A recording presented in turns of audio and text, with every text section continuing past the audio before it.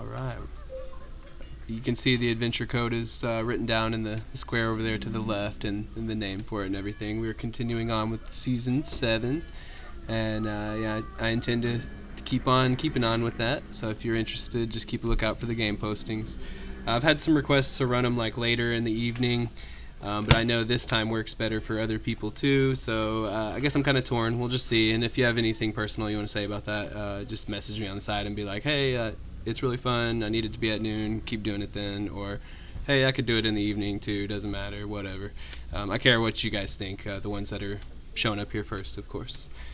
So that being said, we get Discord back, and this one I'll read a little background to get you guys up to speed, and you'll start off here in Schult, and then we'll kind of turn it over to you guys, and you can have your proper character intro and kind of let us know why you're here to begin with. It could potentially be for this most specific reason, or it could be your own reckoning, of course. You may be from here.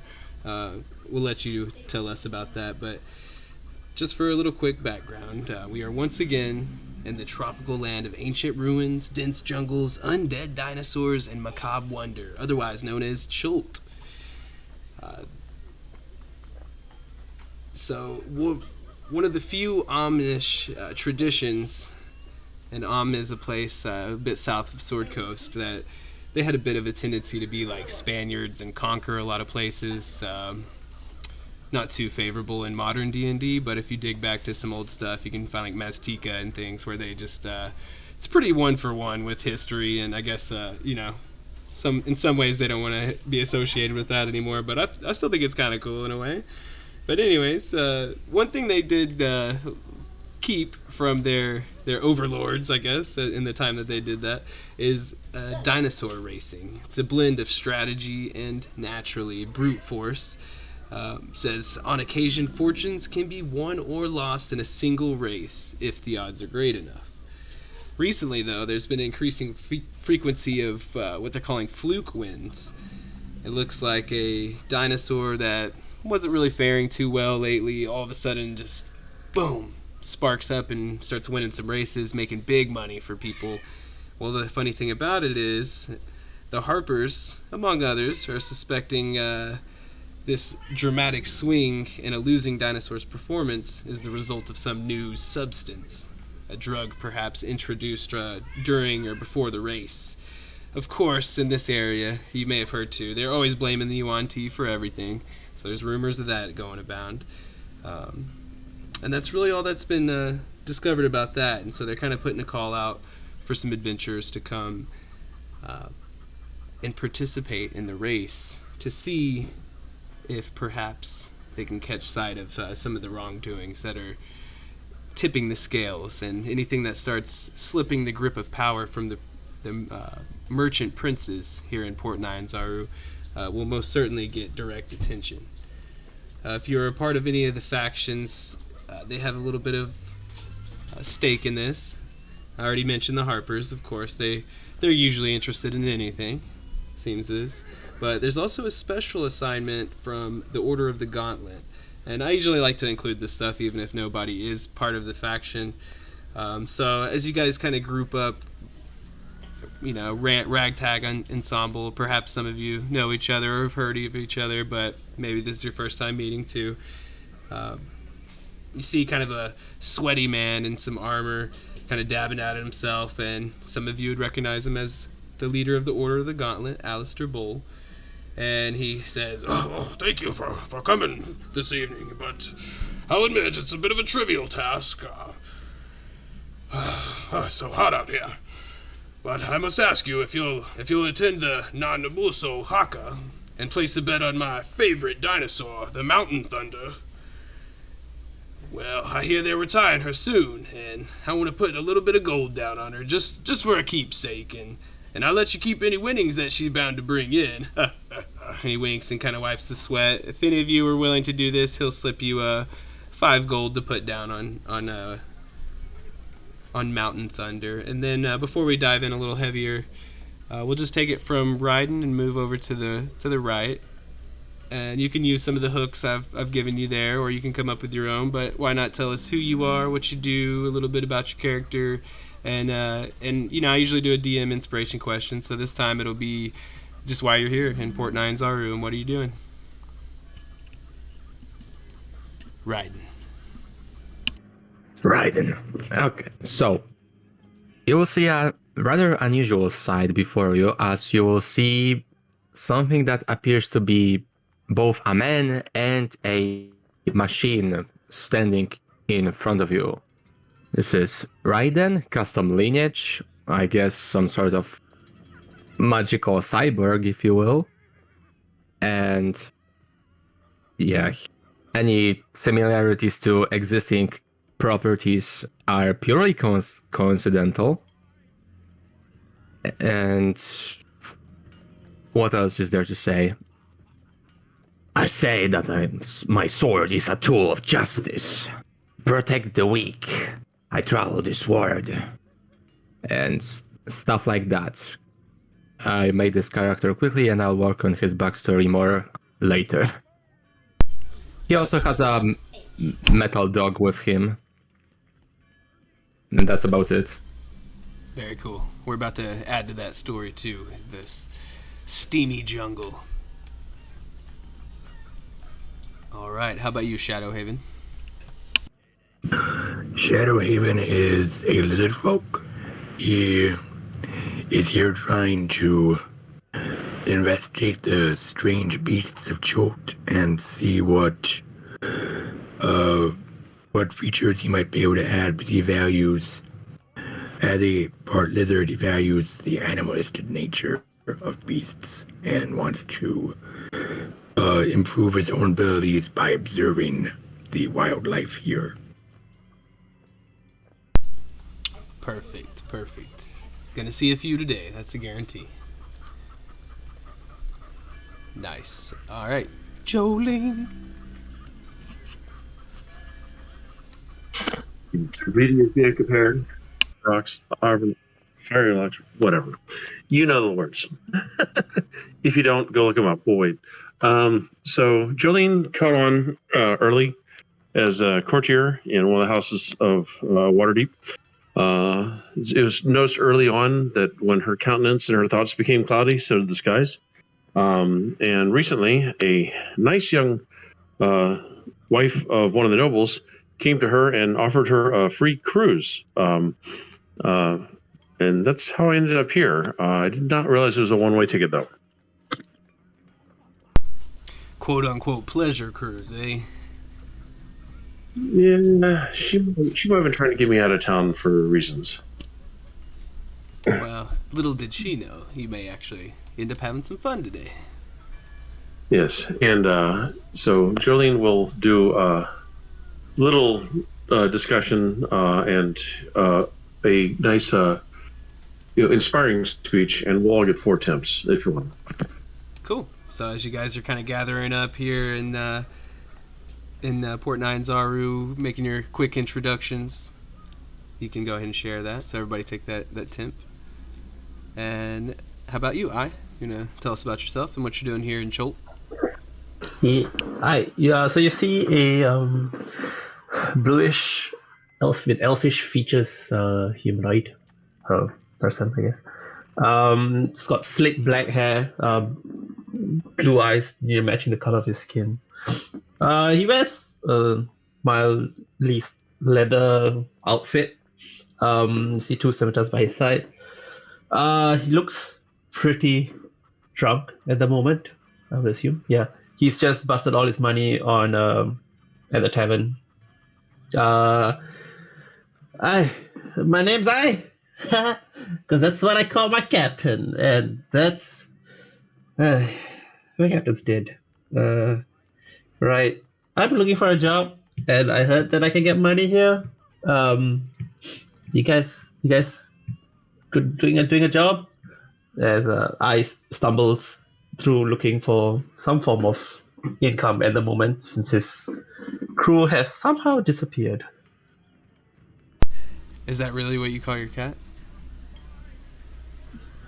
Well, yeah, they always told me to say I, captain, so Oh, cat. And yeah, I was like, I'm based a character off one of my cats too. I was like, I was never gonna mention that, but now I felt comfortable. But oops. that's fine. All right, looks like Lirvatra had to step away for a sec. So whenever they're back, they can just give us their intro as well. And sometimes I like to read the quotes they put in the adventures if they're relevant, and they so often are. Not sure who the person is. Probably somebody in D&D lore named Clevenger Time Shadow. But it's funny because it says, I really need to structure my life so I could spend more time racing dinosaurs and less time punching them. And it looks like each and every one of you today, maybe unwittingly in some cases, have done that. So it's very cool. Not everything has to be, let's go smash the skeletons in the crypt. Sometimes it's like, let's fly a pterodactyl through the sky. And I think that's pretty cool. So thanks for coming on this journey with me today. And without further ado, you are, of course, in Port 9 Zaru. The weather here fluctuates wildly. It's consistently hot, humid, and plagued with incessant rains. Of course, one after another, hard to predict. But between storms, the Cholton sun sheds bright light. And it even sometimes will shine through the rain clouds. It's so bright here. The humidity and the heat is very real, and if you typically wear armor and things like that, you will quickly gather a sweat. But today you are greeted by a woman named Mobula Utakula. She's a dark-skinned woman with kind of a bit of balding hair on top, with a friendly smile, and she introduces herself as a Harper contact.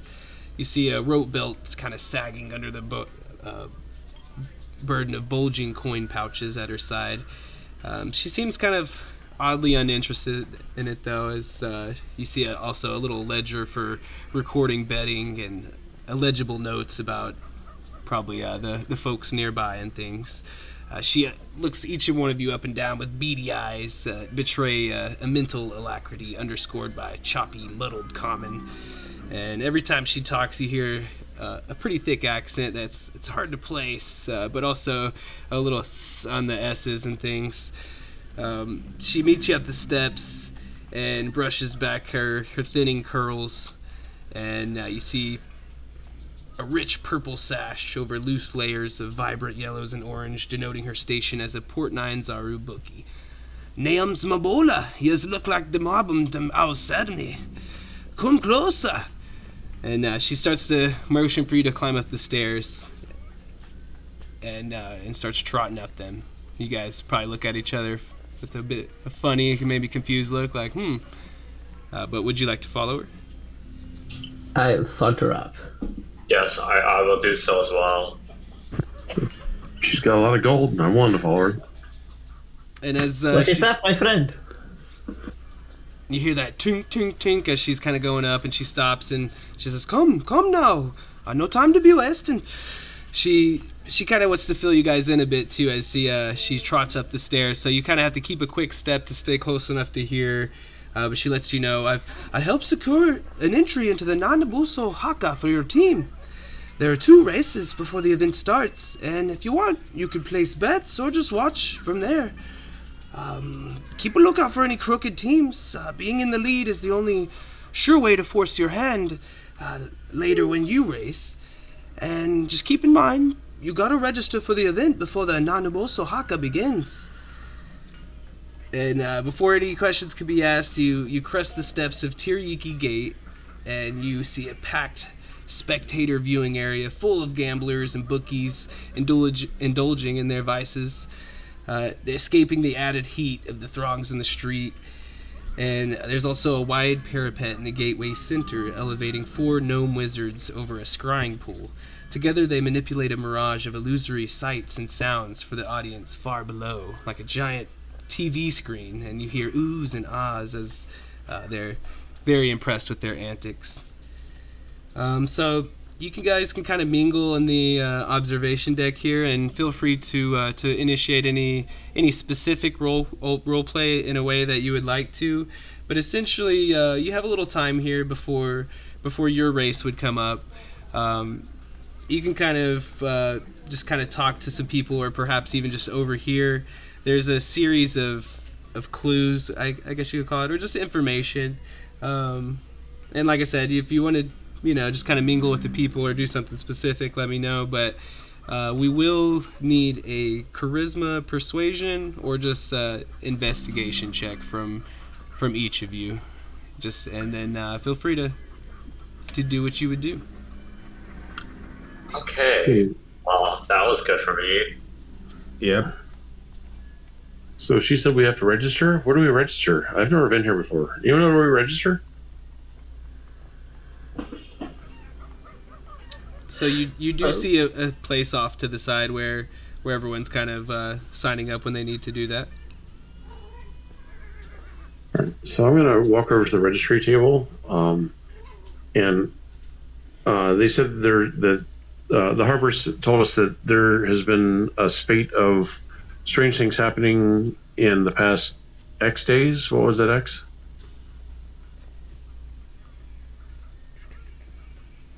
One second, I'm sorry. Okay, so you see a kind of a bookie, and they're taking bets from people, but they also have one off to the side that's taking down registrations for teams, and they say, yeah, over here, and they kind of look you up and down, and they say, oh, we know you guys. Your registration and entrance fee are already paid. The only thing left for you folks are to give us your team's information. When your race is called, we'll motion you over to the storage room to be prepared. But for now, feel free to enjoy your time and let us know what your mascot will be. It's up to you folks, but we need to know so we can kind of decorate ahead of time. And with The that, dolphin. you can totally pick whatever you want if you want to be dolphin. But there's a little handout that I'm going to show to you guys. It's also on a D10 table, so if you're feeling froggy and you guys can't decide, you can always just roll for it. Some of these creatures, I'll just admit, I am not 100% what they are. Some of them I know, of course. But the handout's there, and let me pop it up to where it'll just pop up for you guys. It's called Mascots, Show to Players. And so as you guys can just decide real quick if you want, and then we can move on with the next couple races in between your time. Can I get a surreptitious look at the registration to see who registered about the time that the weird things started happening? Oh, yeah, we can tell you. There's two other teams going to be racing today. Oddly enough, they both are sporting the color yellow. I guess that's a popular color as of late for some reason, but we do have their livery being processed right now, and I believe one of them is going to be a T-Rex, and one team is going to be a Sioux monster. It's kind of like a baboon, monkey, werewolf creature. Pretty cool. Big, people love it here for some reason. It's very odd. But yeah, what would you guys like to be?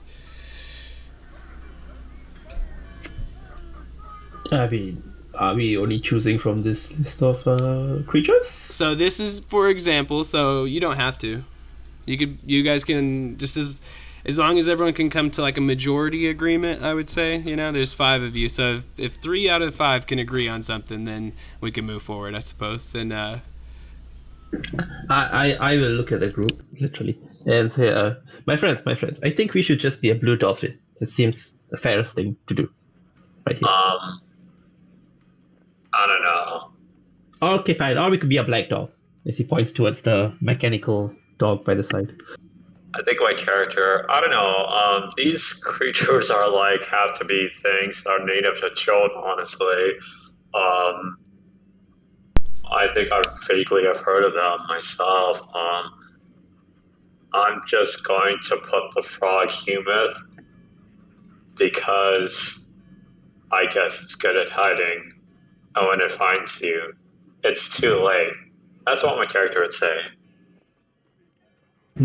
Froggy. Well, those are things seems alright to me, I guess. So got some confliction here. So so we can always roll on the table too, or The unicorn wrap was on the table. We should definitely be the unicorn. yeah, it's up to you guys. It's your team, so it doesn't have to be on the list. But as he had mentioned, these are, if it'd probably be more popular with the locals if they recognized it. But it doesn't necessarily have to be that way. Tyrannosaurus, maybe. Yes, I think T-Rex sounds cool. He's going for Black T-Rex. That's my, oh wait, I shouldn't talk about that side of my life.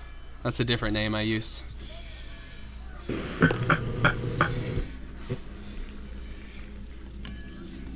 Okay, so we'll let you guys kind of stew on it, and then we'll come back around for like one last decision before you come and sign up. And then if anything, if let's say we have 4 submissions, you got Red Salamander, Unicorn Rabbit, he had the Dolphin, and then he said the Froghemoth. We could just roll a D4 and pick whichever one that lands on. If you want to type them all out and then just roll a D4 and just go with that. That's cool with me too. But also, let's go ahead and get an investigation or persuasion check from everybody. I know we have 3 there. Oh, you want another one? No, just only if you didn't do it before. Just need 1 from everybody. No red T-Rexes. Okay, and so I'll just go down the line as we're kind of figuring that out too, with the mascot. So as you guys kind of are sleuthing a bit and perhaps just mingling and kind of finding out where to bed and maybe get a drink, got to keep that buzz going. We'll start with up in the top here. We are catching a little feedback. I think it's might be. It's like a wow, wow, wow, wow. But, all right, so. Sorry, we had some rolls in between them. Way too high. All right, so Lavathra, as you kind of edge your way through the crowd, keeping a look on things, just sizing the place up. You hear that long shot wins have become increasingly common, but strangely so have the mount's deaths, some occurring days after the race. Kind of tying in with the Harper thing from earlier. Moving forward with Ryden, you're kind of close on the tail and keeping an ear out for things, and you also just hear some eavesdropping that each time there's a winner, the rider seems to have been a newcomer to the races, registering under an alias, and then they're never to be seen or heard from again. With Jolene, you try to mix in with some locals, and they end up just being a little bit more awestruck by you. You kind of press to be like, what's going on lately? But they end up just kind of like flexing for you and being like, oh, you're awfully pretty. We don't see it. They don't make them like you and Schultz and all this. And you're like, ugh, yeah. Your beauty sometimes works against you. And yeah, you're not really able to get any info out of them. With I, though, you're definitely, you're looking for that drink perhaps. But as you kind of nice local, you're kind of talking to some people here and there, and you overhear a couple talking about how it's just crazy that these bookies lately, they're paying out incredible sums, but you see some kind of shifty eyes in people, and it really reflects doubt, actually, that the unbalancing of the economy's investment in this pastime could be bad for the whole city, even, and most certainly for the locals that live here. And then Shadowhaven, you're already on the prowl for those dinosaurs that you want to kind of add to your mental list, and you're not as busy with the people, so you don't quite pick anything up there. And we could go through and do one more round from everybody to see if we get the last few details, and then we'll pick a mascot and get to bed. Do we roll the same ability check, or do we have to roll the other one? You could do either one, persuasion or investigation. Just one more from each of you, if you don't mind.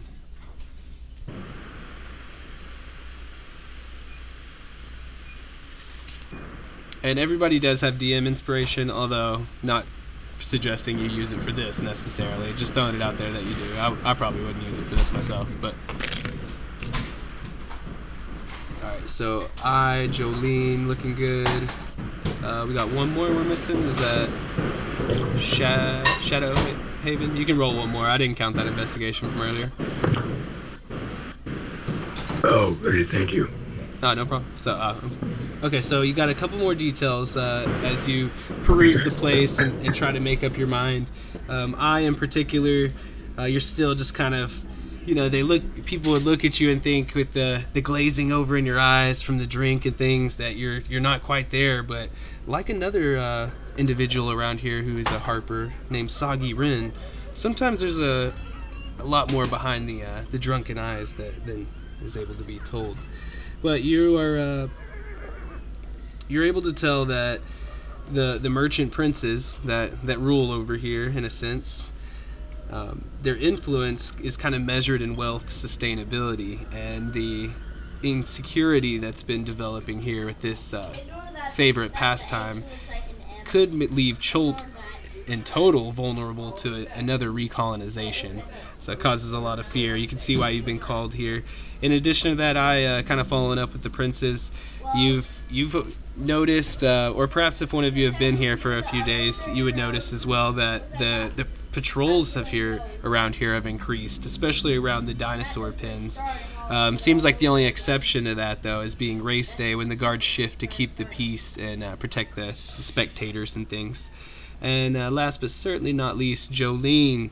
You kind of finally just like walk past the dopey guys that are, they probably didn't have a whole lot of thoughts in their head anyways, and you creep up and find a few just more intelligent sorts who are able to maybe get a light drink and start an actual conversation, and they seem pretty impressed by you and are more than willing to let you know that they've heard the sentries complaining of a recent influx of grung sightings and even Yuan Ti in the city. Although no one's really been caught, although they've been trying, but no one to show for it yet. And so actually through the work there, that's kind of my intention, was to give you all guys like a good couple stabs at it and stuff, and you ended up getting all the details there, so cool. It's always good whenever I don't have to leave anything out. And you realize, though, that time's ready to bet. The bookies call, last call in the next race, last call, put your gold down, make a fortune, or lose it all. Ha ha ha. Come, one and all. And so this isn't going to be another handout, which we'll just kind of launch into it. And this is kind of the easiest way, is just if you see it. So I will show that to you all right now. And as you can see, each character can place a single bet up front. It can only be up to 500 gold on a dinosaur that is listed below. When the bet is made, you receive a ticket describing that. You select your racer from the chart, of course, before you put the bet down and all that. In addition, of course, Alistair Bull there, he had asked you guys to put a wager down for him. If you remember that, you can most certainly do so. So yeah, I'll leave that over to you guys. Probably not everybody jumping at once, because I know this is so very exciting. So we'll start from the back end. And Lervathra, you didn't really get to give us a player intro earlier, so if you want to do that and tell us why you're here in Cholt, and then tell us what you think of all this madness around you, and do you want to put a bet down on one of these? Big Honker. That's a good name. That was my other side business.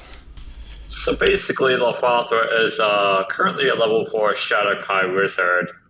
Her short backstory is basically she was studying, she was apprenticed to a far more experienced wizard than her, and apparently she found out that basically this wizard was a evil wizard that was working with one of the Nagpas that brought the downfall of the Raven Queen, and she basically fled to Faerun from the Shadowfall to avoid being killed. And that's basically it. So, and then why she would be in Cholt? Well, I guess her friends in Candlekeep would basically told her she needed to go out a little bit more instead of studying all day.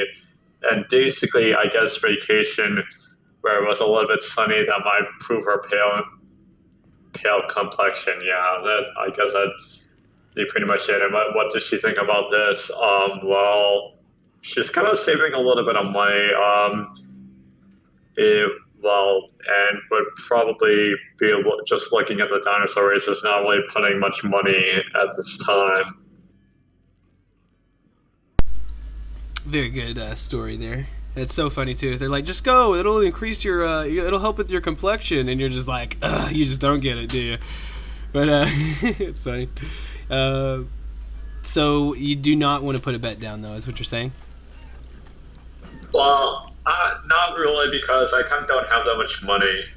Okay, that's fine. So you can put as many gold down as you feel free, just no more than 500. But if you don't want to bet at all, that's definitely fine too. So that's totally cool. So how about you, I though? You got your eye on any of these dinosaurs in particular? Well, I is local to Chult, actually. That's where his base for his crew was. I have spent all his money. He has lost all of his money, and that's why he was drowning in drink. That's also how he lost his money. Or that was the reason why he lost his money. So he just, as the slip is given, he is like, my friends, go ahead. It's very fun to. It's exciting to see these races. Definitely, you should bet on, one of them. As he slowly walks back when they ask for bets. He does remember that the guy that he met earlier said put 5 gold on someone. I'm trying to see who it is, but I can't remember the name. Anybody can help him with the name? Old big sweaty Alistair Bowl. He said, "Oh, it's my favorite dinosaur from time past, and I'd really like a ticket of commemoration for her last event." It sure is Mountain Thunder. Mountain Thunder. And so you say that, you're like, I wish I could put more down. I could win some big gold here, but I'll have to just use Alistair Bowles' money. And when they hear that, they kind of perk up and they're like, ha ha ha, hey, anybody's money is fine here. We'll take his bet, and perhaps you'll win big. And so they hold on to that. And if you win on that, it would be just one of those that would be split between the group, because if you recall, Alistair was like, he just wants the ticket for commemoration. If it so happens to win, totally totally up to y'all to keep the money. But so let's go ahead and roll that. You're the one who brought it up here, so we'll go ahead and let you do the honors. So the 5 gold, you can the table's a little squished, but you can kind of get a sense there of what it's saying. So the odds are against you on this one. You're gonna roll a 1d6, and you have to get a 1 to win. Jeez. Okay, so unfortunately, Mountain Thunder, she does her best in the race, but she wasn't able to return the gold there. But hey, it wasn't your gold that got lost. So we'll move on. Jolene, is there any bets you want to put down?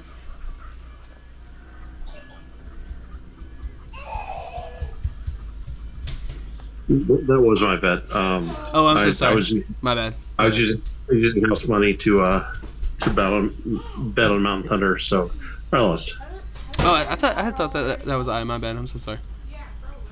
Well, no, I mean, Jolene helped me with remembering the name, so. Oh, right, no, but do you want to bet anything on your own though, Jolene, or nah?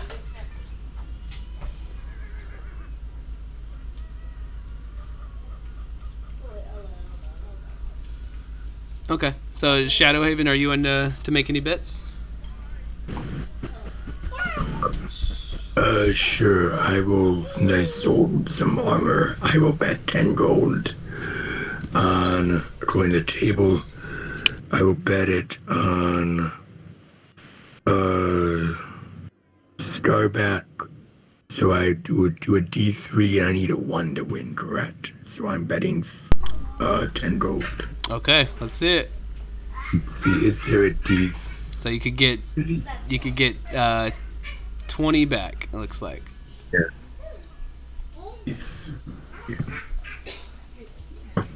Okay. All right, I know it's not looking too promising yet, but it's always there. Ryden, how do you feel? Keep in mind, you bet more on a worse odds, but you still make some money back at least, perhaps, if you bet enough. Brian does not have any money. Okay, so unfortunately, this part of the races you guys aren't really too interested in. You're so more trying to make your own money here and not blow it quite yet, which is understandable. But a couple of you put some small bets, and of course you put the bet down on old Mountain Thunder, and you guys kind of watch eagerly at a banister overlooking a pretty like rough and tumble.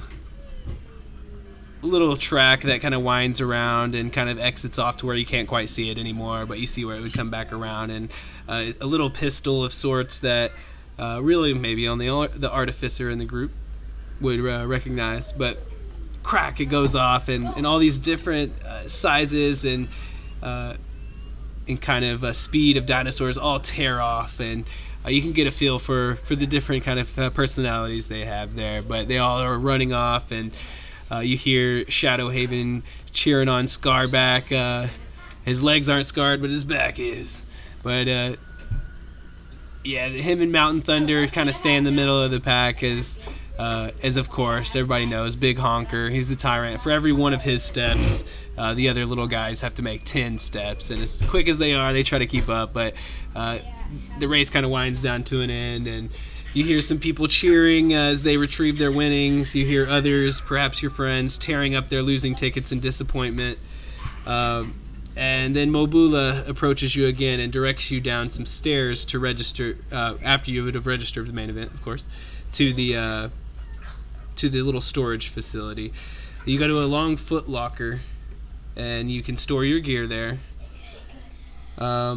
She kind of runs you quickly through some rules here, and she says, no direct attacks are permitted here. Magic is generally frowned upon. I suppose if it's not seen, or if it's not too directly influencing the outcome of the race, it may be looked past, but some direct magic could automatically reduce 100 gold off of your victory prize. So even if you win, you got to do it legitimately, or you won't take back as much of a prize for yourselves.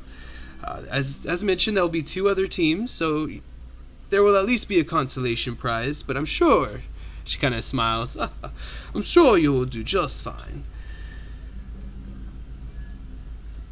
Do you have any more questions for me before we get started? It looks like, excuse me.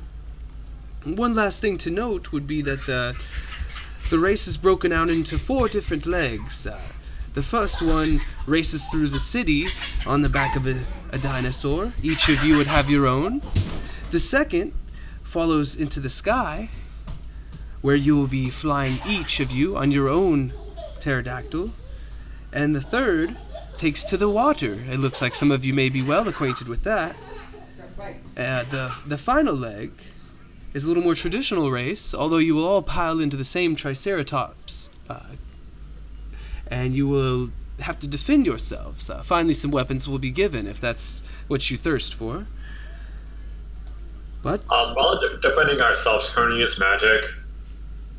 There shouldn't be any direct attacks against yourselves, but of course, if it's self-defense, no one would have any problem with you doing what must be done. Okay. Okay, so you emerge with your kind of funny-looking outfits on now, kind of somewhat like a horse jockey, except for your would be decorated in your color and emblazed with the icon of your mascot. So what do you guys think y'all should do for that?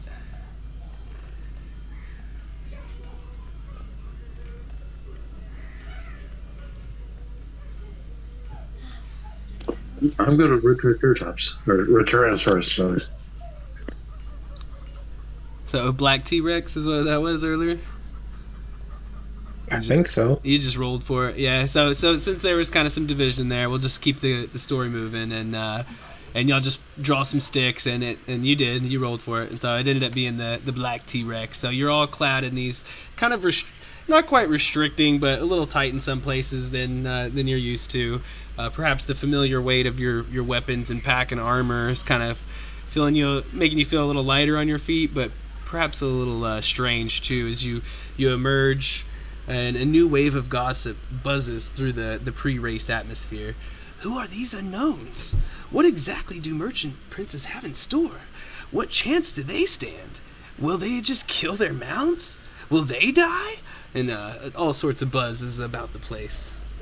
And you guys kind of line up, and you see some other fellows across the way. And one group of them has a similar icon emblazoned on like their gears and stuff of a T-Rex. However, it's bright sunshine yellow. And these guys, they kind of seem a little fidgety. One of them's kind of hopping, doing some high knees and things. One's stretching. They all look like, and as soon as they eye you, they just like talk quickly amongst themselves, and they're kind of just like, yeah, like they get a sense they may be a little more darting and things. But the other group are all just kind of huddled together, and they'll kind of look at you, look at the other group, talking very little and stuff. But you can tell that there's kind of somewhat of an understanding there. As they are also a bit more of a mustard yellow, but it's kind of emblazoned with the face of this monkey. And I'm gonna go ahead and reveal everything on this map because this is where we're gonna be. So I know that's a lot. Find the correct zooming there for you, and you can see your opponents are all lined up there. And so we will start right here. And so I suppose we could all kind of just gather up on the back half of Port 9 Zaru over here, if you don't mind. When I've seized their shifty behavior, shifty and shady behavior, he holds his pendant that he has, and he would like to cast Divine Sense. Well, it's not like magic; it's just a sense. And so at this time, it doesn't pick up anything, and they seem shifty just in the sense of like, just as if they're trying to be as like unassuming as possible. Not necessarily that they're that guy got fat. That they're like evil or something like that necessarily. It's all going to be a fair game, my friend. It's all going to be a fair game. So you guys line up and you see a number of anxious bipedal dinos leading chariots waiting at a starting line. You each climb aboard one and kind of nod at each other, maybe silently trying to get a plan towards each other. You see the route ahead is indicated by ticker tape flags strung to keep the crowd along the streets at bay. You're going to be diving right through the middle of the streets. 100 yards out, you see a gaggle of Cholton children with vivid colored flags marching single file across the track. Once in place, they watch the ramparts. The gnomes above gesticulate wildly to produce magically amplified trumpets. And the children quickly swing the flagpoles back and forth before rushing off the track, squealing and giggling. Go! Cacao! The familiar pistol goes.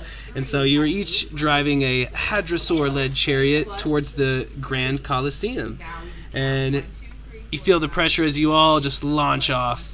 And sometimes this will be a series of checks, sometimes it'll be a little bit different. But to start off here, you are going to be required, each and every one of you, to do a land vehicle group check as you all kind of band together and try to navigate your dinosaurs ahead, while the other team kind of have their own little things sequestered together, doing the same.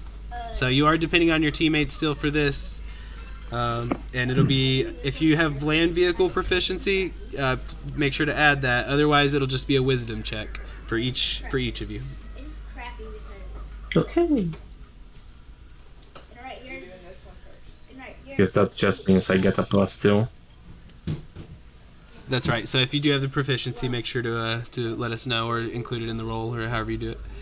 Well, did not help me. And so this is a two-part race, as it's a little more tight. It's a little more about keeping your dinosaurs coordinated together, not letting them run off into each other and things like that.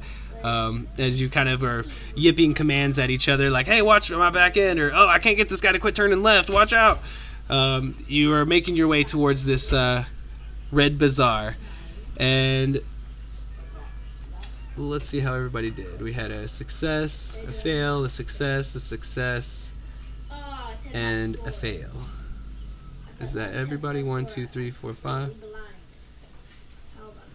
Okay, so that's a majority success. So there's a couple lines crossed as you try to keep everything straight and nice. It's almost like an Arctic race with a bunch of sled dogs, and you know they got to kind of issue those commands and try to keep them from tangling up their cords and things. To make your trip as efficient as possible. But you guys do a fantastic job. Since we are a little bit stretched out on this one, we'll just have one representative from each team, and we'll go ahead and pick I. I got you there. So I, you make it there for your team, and then for me, I'll go ahead and do it here. It just has me roll some d8s. And depending on what they roll, it's either successful or not. Keeps it kind of simple. So let me double check. So as you guys tear off on this race, you realize that by the time you get to the Red Bazaar, you're feeling like a little unsure, and you have to like take a second to look back to realize that the other teams were very uncoordinated at the start, so badly so that they couldn't even get off the finishing line, or the starting line, I'm sorry. And so the race continues, so you may be feeling a little more confident as you leave the other teams in the dust. And so let's do the same thing again. Everybody just give me a wisdom land vehicle check. So try to keep all these little dinosaurs on par. Some of your little carts that you're in are bumping up against each other. The vibration and the humidity pounding down upon you. Looks like the DC for this is actually 11, so we have a success, and 2 failures. So you guys are really doing a good job working as a team. Again, you feel like a little sweat pouring down as you're unsure if you're really doing a good job, but you know that once you hit that, you most certainly are. And so let's see if the other team is quite doing. Man, these guys stink. And so you don't have any sight of them. You wouldn't know it, but they had some mechanical failures or something like that where they were just tied down at the very beginning of the race. And so you guys find yourself in the Grand Coliseum where it's filled, the full stands head top to bottom, and they're pounding on the floor and cheering. You see flags of each team being waved, and there's so many yellow outweighing the black. But then all of a sudden you see a lot of the yellows kind of disappear and more blacks pop up from the floor as a lot of people are shifting loyalties, and they just roar for the T-Rexes as you're the only team to be seen. And so as you come to this, you all disembark from your carts, and you see some pteranodons through wide rings of iron. And you feel like it's going to take a little bit of a sleight of hand to do this one, as they kind of give you a quick rundown, like, you got to pilot the pteranodons as well as you can, and you'll go through a series of rings much like these deer, and each one has ribbons tied all around it. Do your best to maintain control and grab as many ribbons as you can. The first to grab, I believe it's 5. I just want to make double sure.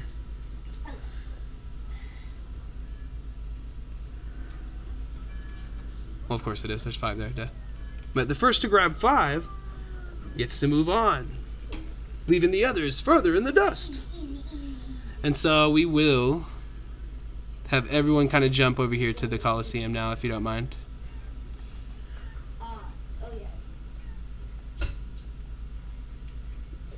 And then as you guys kind of mount up, they mentioned too, also, it doesn't look like there's anyone to worry about now, but if you're on the team and you already snatch a ribbon, then feel free to kind of help harass the others, as it were. But remember, no direct attacks. No, this is supposed to be fun. So what was that? Sleight of hand? Yep, and so the last strap is cinched tight, and the beasts just tear into the sky. You feel this strange sense of weightlessness. For some of you, some of the others may be slightly used to it through other means. You see one of your friends just whoosh, zoom past you as you go towards a network of wide rings suspended between buildings, high above the cheering crowd below. The bright colors of Port Nyanzaru kind of like swim and melt together underneath you, and you kind of just have to focus on the task ahead. As you see, one of you even kind of almost loses control of a maneuver, and you have to grab onto your saddle to keep from falling. But sweaty and shaking, you guys kind of get ready to grab onto the ribbons. Looks like it will be a sleight of hand check, and only one of you each can get a ribbon. But as mentioned before, you can kind of harass some other team if they can make it around in time. You could also use your action to just help a teammate too if you've already completed your own grab. And so, yeah, there's always other things you can do too, as far as snatching ribbons and tossing them or messing with the animals and things like that. You can always role play different situations, but the name of the game ideally is to get the 5 ribbons first. So right now you don't really have anybody to mess with, so why don't each one of you give me a sleight of hand check? And we got one from everybody already, so you're ahead of me. Thank you. And so it looks like this is not going to be a group check this time, as each one of you are kind of trying to navigate this beast, and it seems to be pretty trained to fly through the rings of its own accord, but it's still just like directing it, making sure it stays on track, and also just kind of not falling and slipping off as the ground just quickly disappears below from beneath you. And it looks like it's DC 11 off the bat, so you can move yourself onto one of the ribbon circles if you so Shadowhaven and Lervathra, you two. There you go. We got one on one ribbon, and we're gonna bump you up. Oh, I'm so sorry. And so Jolene, you'll kind of hang back for now as you didn't quite have enough there. So you got 2 out of the 5 ribbons. You hear some hoops of celebration from a couple of your friends as they're successful. A few of you are on your tippy toes on this saddle, like lurching forward, about to fall to your death, it feels, but you're just not quite able to grab the ribbon. But you don't fall. That's good. Let's see, the other team will get a chance to come up, so let's see. Okay. So as you guys are flying off into the sky, you see looks like little ants kind of clad in yellow. It's hard to discern which team it is from how high you are, but one of them kind of trots in there, and you can only assume that they're close on your heels as they start getting ready to do the same thing you are. And so Shadowhaven is going to offer help. So whoever wants to roll with advantage, I guess you probably just call it real quick. First one to say something. I'll take it. Boom. All right, he got it. All right, and then okay. So, Lervathra, how do you want to do this? You could use this turn to distract the other team in a way, or you could try to help a friend. Okay, that's 11. Okay, we'll just do help a friend if just keep moving.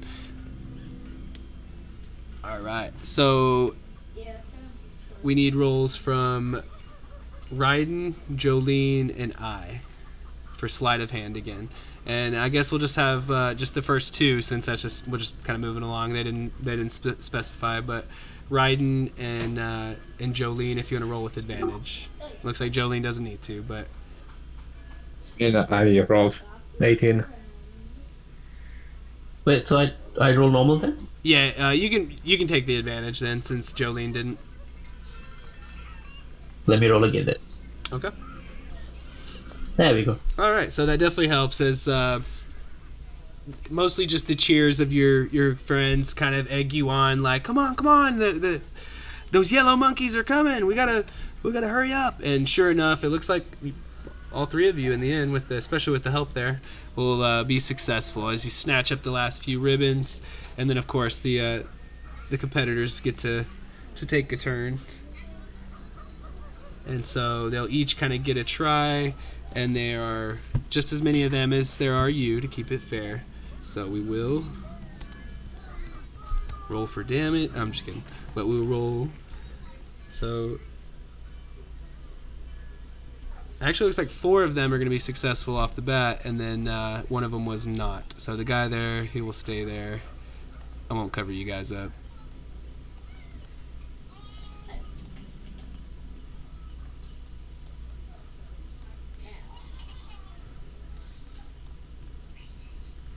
Nice. So not too bad for them. And then we'll see if these guys can even catch up. No, they're not. You'd have no sight of the yellow T-Rexes. Maybe they just gave up and went home. As we move forward, you guys can each kind of move up to the little anchor now.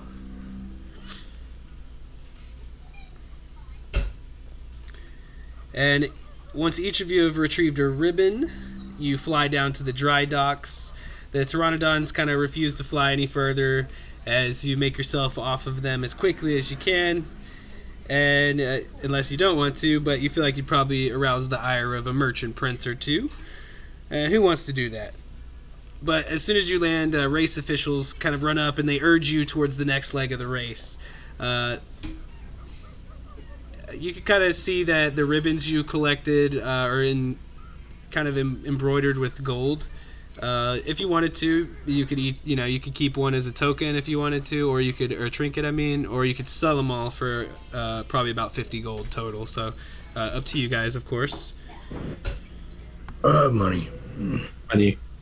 All right. And so the scale master here points down the dry dock and says, "Hurry now! You don't want to be caught with your pants down. They're coming." And you see 3 plesiosaurs with a large bamboo hoda, which is kind of like a little dinosaur riding platform waiting for you. A Cholton attendant boosts you aboard, a little hand on your rear for, not the women, because that's not cool, but the dudes, unfortunately. You're like, what the heck? Why do they do that? Like, oh my gosh, don't touch me there. And like, head to Nabuso now. A little wink. But as you guys kind of start splashing along, you hear a last kind of direction. "Look for the bricks stamped with your mascot at the bottom of the bay. Retrieve the bricks and take them to the warehouse district. Hope you don't mind getting wet." It's navigating the plesiosaur is pretty easy, and you don't have to do much there, but it's fun as you kind of just splash along and the waves kind of lazily roll all around you. You leave kind of the roar of the crowd behind you, and you almost kind of find a bit of peace as really just the sound of your breathing and the waves kind of around you is all you hear, maybe occasionally broken by the cry of a bird from above. Eventually the plesiosaur kind of stops, and you are at the base of a statue out here. As you can see, this head just kind of rising up. And they're indicating to look below. You see a bunch of bricks, more than that could most certainly be yours, as you realize that all the team's bricks have just been like haphazardly tossed down here. So the real trick is you got to get down first, of course. The plesiosaur just kind of stops, is definitely not going to do the legwork for you. You have to dive down below and pick up the brick. It's about a foot on each side. It fits perfectly into a little satchel that you see. There's a bunch of them kind of tied onto a little pack on the side of the saddle of the hoda, as it were, of the plesiosaur. So you can each take one. Seeing the bricks is easy enough, however, discerning the markings is what's going to be difficult. So in order to identify and retrieve them correctly, you're going to have to succeed on an investigation check. However, we are going to be holding your breath underwater as the first, it's 60 feet down, so the first round, 6 seconds, is probably just going to be you dashing to the bottom, I would assume. And then, of course, we'll have to kind of keep track of your breath as we go. There's a quick reminder here. You can hold your breath for a number of minutes equal to 1 plus your Constitution modifier. So each one of you kind of has your own thing on that. The lizard folk man over there, pretty sure he can hold his breath for like 15 minutes. Yep. And then if it does happen, which I'm sure it won't, but if you do run out of breath for some reason, you can survive for a number of rounds equal to your Constitution modifier. So just keep that in mind if it comes up, but I don't think it will.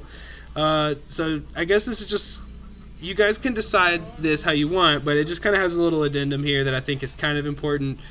There's no limit on how many bricks a single character can retrieve, but swimming while holding a brick is outright impossible to their size, other than, like as soon as you bring him to the plesiosaur, you can put him on a little saddle there. But you got to keep in mind, while someone who may be able to hold their breath for a long time, or someone that's really skilled in investigation might just be able to retrieve all the bricks, but it would take a lot longer. So you just got to keep that in mind. So not everybody has to participate, but I'll let you guys decide that how you will. I would like to send my robot wolf, who I'm pretty sure doesn't need to breathe, since it's a construct. 19 minus 6, Okay. 7. I will go down, but I want to spend 2 rounds doing something else first. Well, my friend, just help look out for the bricks. I will dive in. As I jumps into the water. This is where I'm at. Nice. And so similar to before with the ribbons, the goal here is to get 5 of the bricks. So if you want to dive, or your little robot friend there, I guess let's move you up here to the statue, so we know everybody who's going to do it. And then you will need to, of course, we'll keep track of the time if it's relative, but you'll just have to make that investigation check. Investigation in that case, yeah, Wolfie is not very smart. I'll just go myself.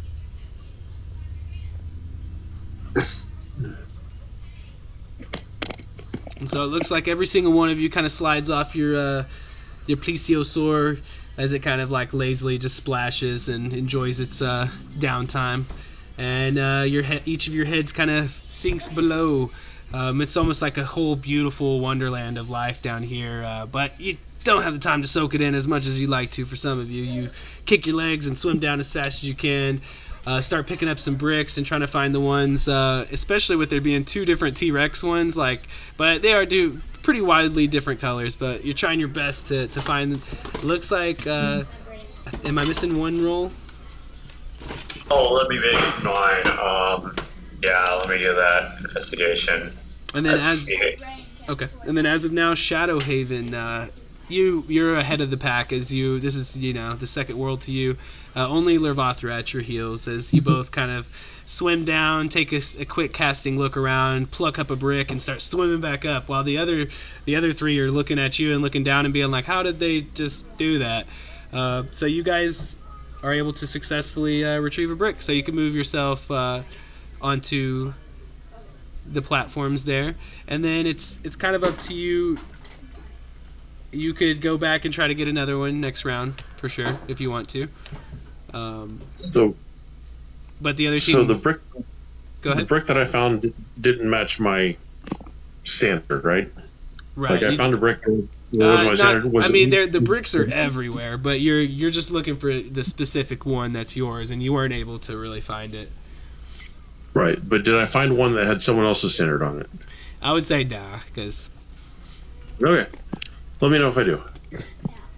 Yeah, no cheating now.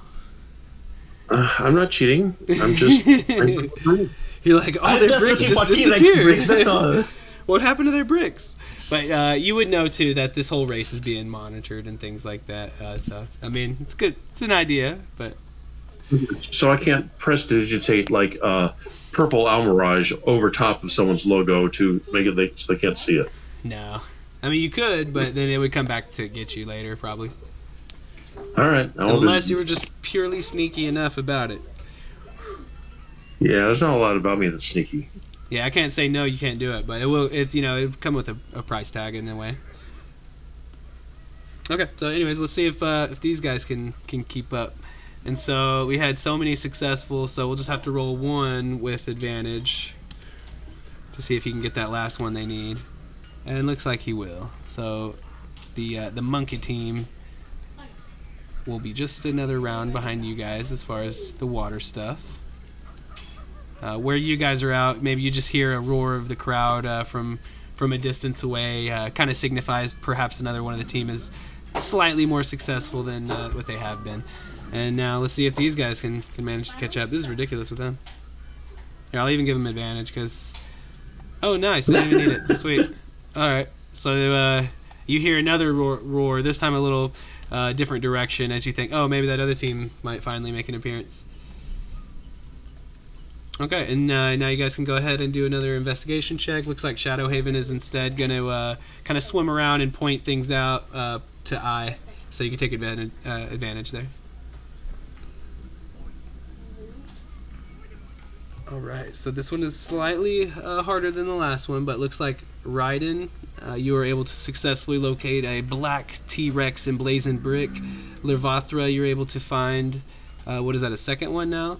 And then with the, actually even still with the help, you see Shadowhaven kind of pointing a brick out, and you swim down and pick it up, only to like come up and realize that it was one of like the yellow T-Rex ones. And you're like, oh, thought it was one, but it turned out to be another. And so let's see, how many is that now though? You had 2 at the start, so 3, 4. All right, so you need one more. So Shadow, we'll move you onto a brick. No, it's okay though. You helped your friend. You gave them a chance to succeed too, and that's always good. Maybe not everybody was one that had grabbed one thus far, but I'm just moving y'all on so we have an idea of who's getting them. So we got 1, 2, 3, 4. So you're waiting on one more, and of course the other guys are gonna get a stab at it. So let's first we'll just go backwards to the ribbons real quick. Looks like 2 ribbons grabbed for the T-Rexes.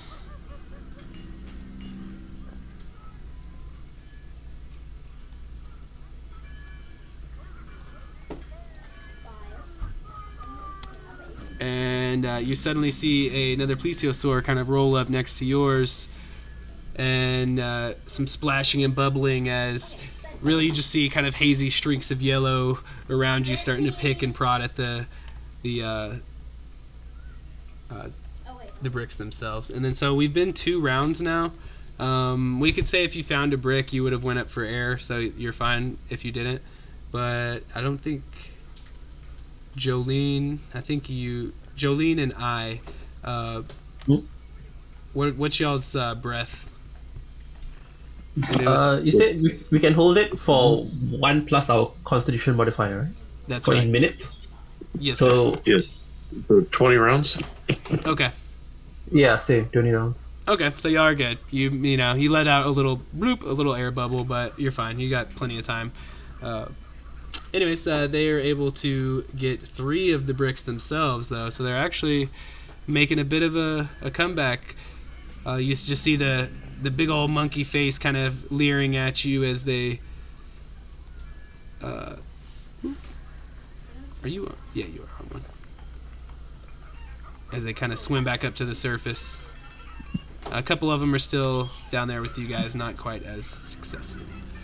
Alright, so we're back up to the next leg of the race. If you guys can kind of... You only need 1 brick, so I mean, I guess... let's just go Jolene. Do you want to roll real quick? And then if someone wants to help, they can. Okay. Looks like they don't need to. Jolene, you kind of resurface with the last brick. And so you guys kind of regather all the bricks, deposit them. As I said before, they're easy enough to carry to the surface, but would be much too difficult to swim back. So you put them all in the saddle. The plesiosaur, who looks more than happy to carry the burden, and you leave the yellow monkeys in the waves, as it were, and head towards the final leg of the race. If you want to do me a favor, you can all move your tokens over here to the little WS indicated there, and then of course we got to give your competitors a chance to catch up. And so they need 2 more, so I'll just roll with advantage for 2 of them, and looks like that's enough. So hot on your heels, actually. I thought this was going to be a solo John there for a minute. I was like, crap. They're actually tied with y'all now. That's neck and neck. They caught up. Wow. How about that? My goodness. Wouldn't have expected that. All right, so on the other side, though, let's see. They need 3 more for these guys. So we'll do the same. They'll have 2 with advantage. Looks like 1 will be a success. And then looks like 1 just regular, so. Oh, that'll be a success. So they're only waiting on 1 more as they're trying to catch up as best they can. But hey, the wind is not in their favor today. Alright, let's jump back. I think this one will be slightly different. As you leave the statue of Nandaboso, his head and stuff behind, You make your way to the warehouse district with your recovered bricks. And as you arrive, a trio of swarthy smiths with massive smithing hammers on their shoulders and anvils wrapped in ribbons of each team's color are at their feet, bade you hurry over. They start to smash your bricks one by one, revealing a hollow core hiding a metal tile in each. Looks like each one has a letter on it. You feel like there may be some sort of puzzle coming on about here. You take all of your lettered tiles. There's one for each of you, so there'll be 5. And you go towards the direction that the smiths are pointing, and you enter a warehouse. The bright sun from outside kind of takes a moment for your eyes to adjust into the gloom inside here. But as it does, you're amazed to see 3 large triceratops, each kind of chained to the floor, and each one has a specific lock that's attached. It looks to be an exotic combination style lock, and beside each one is an eagle-eyed race official. The smith has given your keys. Now use it to open the lock, and no cheating. I will be watching. And so the locks have a number of rings embossed with letters. You're kind of being watched by the race official, of course, so you don't want to be disqualified. But you can see what you need to do here, so no thieves' tools or anything. But you can rotate the letters on the rings to their correct position. It's going to be kind of specific, but I will definitely give you the letters. And as soon as you do, you'll get to get on your Triceratops and get on after it. So, really quick, just I didn't do a handout on this one, so it's just like 5 letters. We can just type them in the chat real quick. But let me pull that up. All right, so for 5 of you, it is, here we go, I'll type it out. The letters on your tiles that you have, so basically you got to slot these into a word that makes sense. And you guys can, of course, work together to do so. Like, maybe if you feel like you've got it, just wait a second to see if some of your other friends can get it, and then we'll all see, of course you're a team, but... So here are your letters in the chat, and then let me know what y'all think. Got it. Do I still get an A+? So there's a different word depending on the size of the party. So yeah, I mean, maybe some of them would have been a little more complex. If you've been playing Wordle lately, then you're gonna get this in an instant. Okay, good. All right. So if you think you know what it is, My 2. just go ahead and type it in chat, and then we'll see. I'm checking my numbers. Okay, that is definitely correct. If anybody else was thinking that, then you're right. As you guys slot your letters in, you hear a loud, resounding click, and the chains kind of fall away. The Triceratops paws at the ground eagerly as he kind of lowers himself, and you see another one of those bamboo hodas.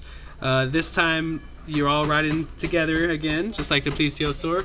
So you all clamber in on top of there, and you see there was a crazy dinosaur scream. Ah! No. But there are some weapons here for you guys. Most specifically,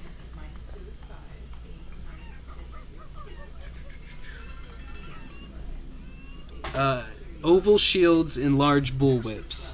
So maybe not quite what you're used to using, but you can each take up one of those, and they will most certainly be useful in a moment, especially as these monkey foos are right on your butts. And of course they get to try to succeed on there, so maybe anybody right behind you. Looks like they will be. Okay, so they figured out their puzzle too, so they're right on your tail. You guys, you're like half a second ahead of them as they're clambering on a board, grabbing their whips, grabbing their shields, making this going to be a little bit more interesting. And so we won't need everybody since it's... So if you want to... Here's how this will work, and whoever's driving will be kind of the token we'll use on the map. So we'll put one of these little monkey dudes over here. All right. And so as you smash out into the streets of Port Ninezaru again, out of the storehouse, you hear some calling to the Grand Coliseum, once around the Market Ward, and to the Tirayuki Anchorage Gate. You're almost there! And so you kind of shifting weight, kind of having to keep your feet steady as this large creature just starts smashing. This would be a land vehicle, yep. And the crowd is just roaring along. Some of them have even learned your names, and you'll hear like Jolene, from the crowd, or Shadow Haven, and yeah, you guys are starting to gain a slight notoriety already. Maybe is that the right way? Is that a little more negative? Anyways, good fame. But you make it to the Coliseum gate with, of course, these yeller fellers right hard on your tail. Let me just dial it back real quick, and let's see if these. Okay, so looks like these guys finally make it to the third leg. Bless them, they tried their best. Okay, so you start building some speed through the streets, and like I said, the dinosaur's gate makes it a bit hard to stand, and close on your heels, you see the other team riding their own massive beast. They have those oval shields strapped on, and another one starts cracking the whip out as it looks as if they're going to lash your mount. Looks like things are going to get a little bit more rough. And so, as I said, one of you has to drive the Triceratops. At the end of each round... Okay. Sorry. No, you're good. At the end of each round, though, you will make a animal handling check, and then if the driver is successful, they will advance to the next stretch. As you can see, there are 5 here. 1, 2. The one you're starting on is 1 there with the. Actually, I guess you would start back here. I'm sorry, you are at the right place. I was wrong. So you'll start 1 will be the Coliseum, and then 2, 3, 4, 5. As you can see, it goes around the Market Ward. All right. So for the rest of you, though, while that person is driving, you guys get to either attack or defend. And so just how this works, and we can certainly kind of reiterate things if necessary, you will utilize your whips and attack the rival mounts of the shields or the shields to defend against rival attacks. So at the beginning of the round, so we'll have everyone just type it out and put it in the chat, just the 4 of you, I suppose. And I'll do mine too. You'll have to declare what you're going to do, whether you're going to attack or defend. And the thing is, though, is when it actually comes around to be your turn, you can change what you want to do, but then you'll have to do it with disadvantage. So just keep that in mind. And so you're encouraged to lash out at your opponents to distract their beast from progressing in the race. And to do so, you'll use your bullwhip to attack their dinosaur using a successful strength or dex check against the Triceratops. And if at least one character on the rival team is defending with a shield, this check is opposed by a similar check from the target. Otherwise, it will successfully hit the target. You can only attack a rival team if they're in the same leg of the stretch. If you end up striking their mount, then they end up losing their potential to move for that turn. On the defense of that, you can use your shield to block a rival team's attack, using an opposed strength or dex check, of course. So the kicker of it is you can only block 1 attack per round. So it's almost like guessing what your opponents are going to do in a sense, because like you want to match how many attacks they're putting on you versus your defense, so on and so forth. As they're going to have the same ability to do the same thing. So I know that might be slightly confusing, so if there's any questions, of course, let me know. And so what it comes down to is if you attack their Triceratops, whoever's driving will end up having disadvantage on that.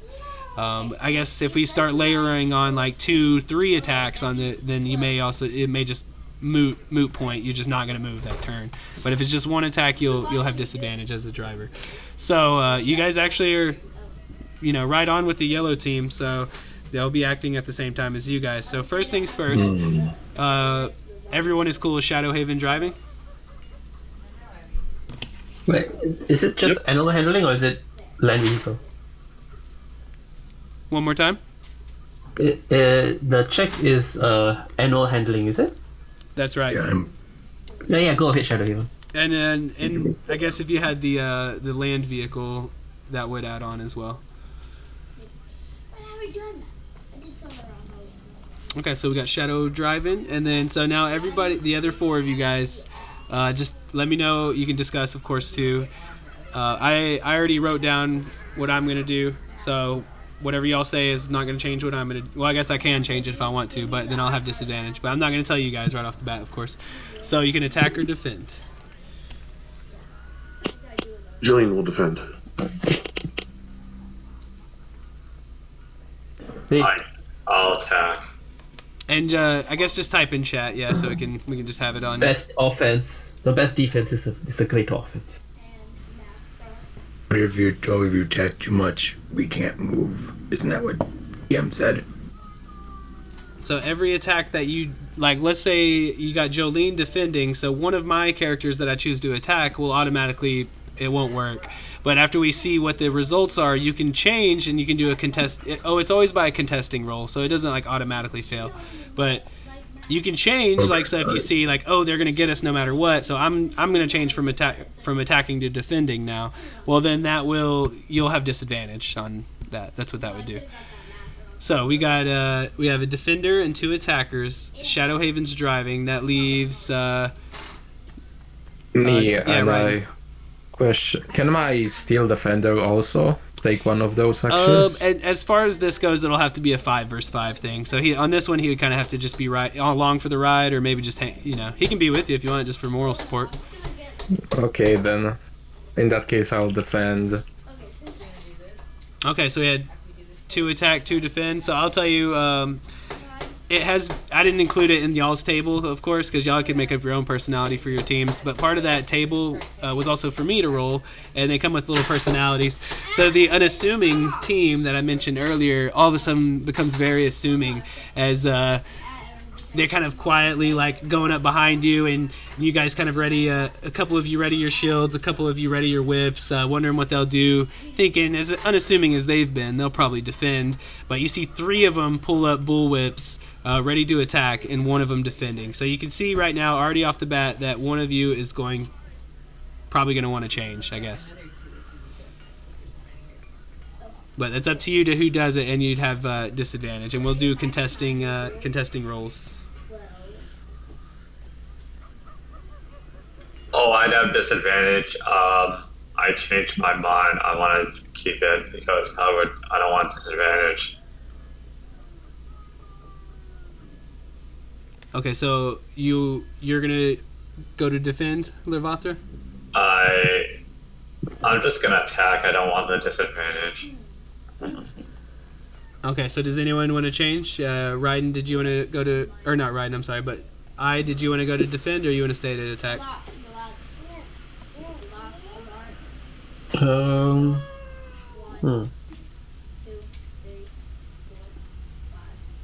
It does it mean that we have to defend?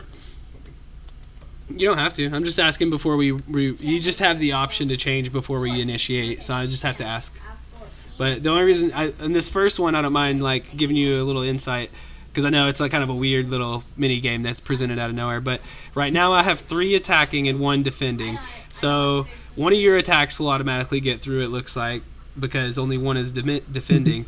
But the same is kind of for you guys. You're not going to be able to defend one of those attacks. So if that's the way you want to roll with it, then that's totally fine. Yeah. With only 1 attack getting through, that means that Shadow's going to have disadvantage on his animal handling. That's the only downside, right? Exactly. Yeah, no, Okay, good. So, I mean, I'm +5 in animal handling, so I might be okay, but Here's inspiration, too. Alright, so we'll take it one by one here. Jolene goes to defend, and I'll go to attack. So we can do you can use your dex or your strength if you want. Here, I'll just roll the d20 on this one. I'm right, then I'll Okay, so I didn't do so hot myself. smart one. Okay, so I actually did better though. I had an 8, so it looks like this time he goes to crack. You try to shove the big shield up to defend, but it just makes it right past. You feel the heat of it almost as it tears into the hide of your mount. So that'll be 1 strike against y'all's. So the next one, Lervathra, you're going to attack. No one's there to defend you, so just roll to hit. Oh, what do I roll? Just dex plus. Do I just roll Dex? Yep, or strength, whichever one is up. Okay, so that was bad. And then I'll have to. Oh, I don't get.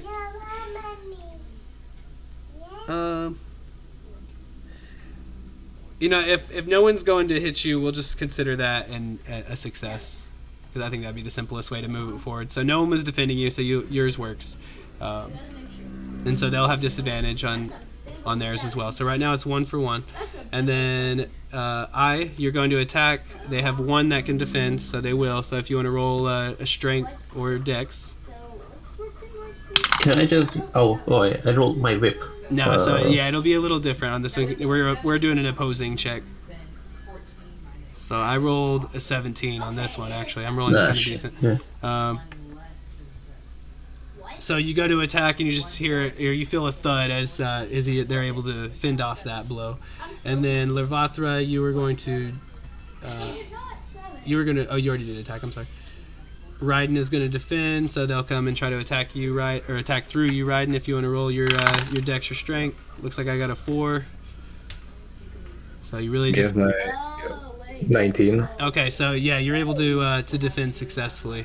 So we're 1 for 1 on both sides, and then I believe I have 1 more attack to throw at you guys, which would land, and so that will kind of prevent you guys from moving this time around.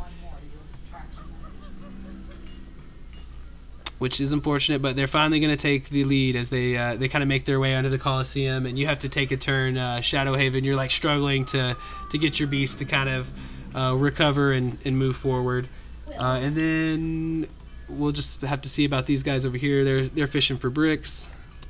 Hold on. So, wait, which means 7. And it looks like they got 2 bricks out of the 5, but you know they're doing the best they can. What can they say? I don't know, trying to do it real fast. Okay, so back around to you guys here. So this time y'all aren't in the same position, so it'll just be animal handling checks. So Shadowhaven, if you want to give me a straight animal handling as you're trying to regain control of the race. I sadly already did. That was before I'd asked for it, so Okay, fair enough.